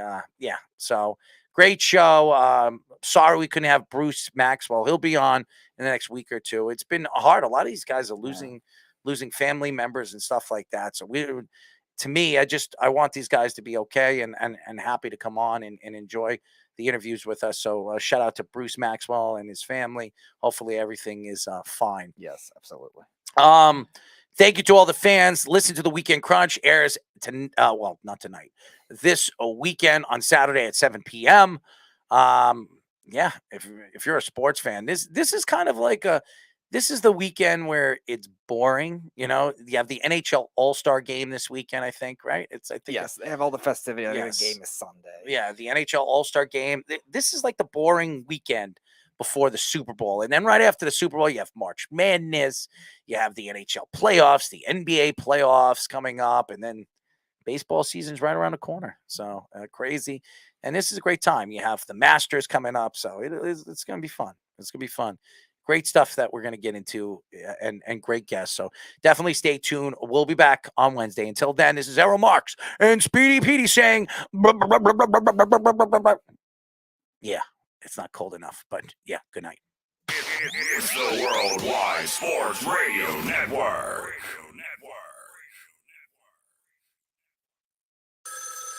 Ranger Station, Ranger speaking. Hi.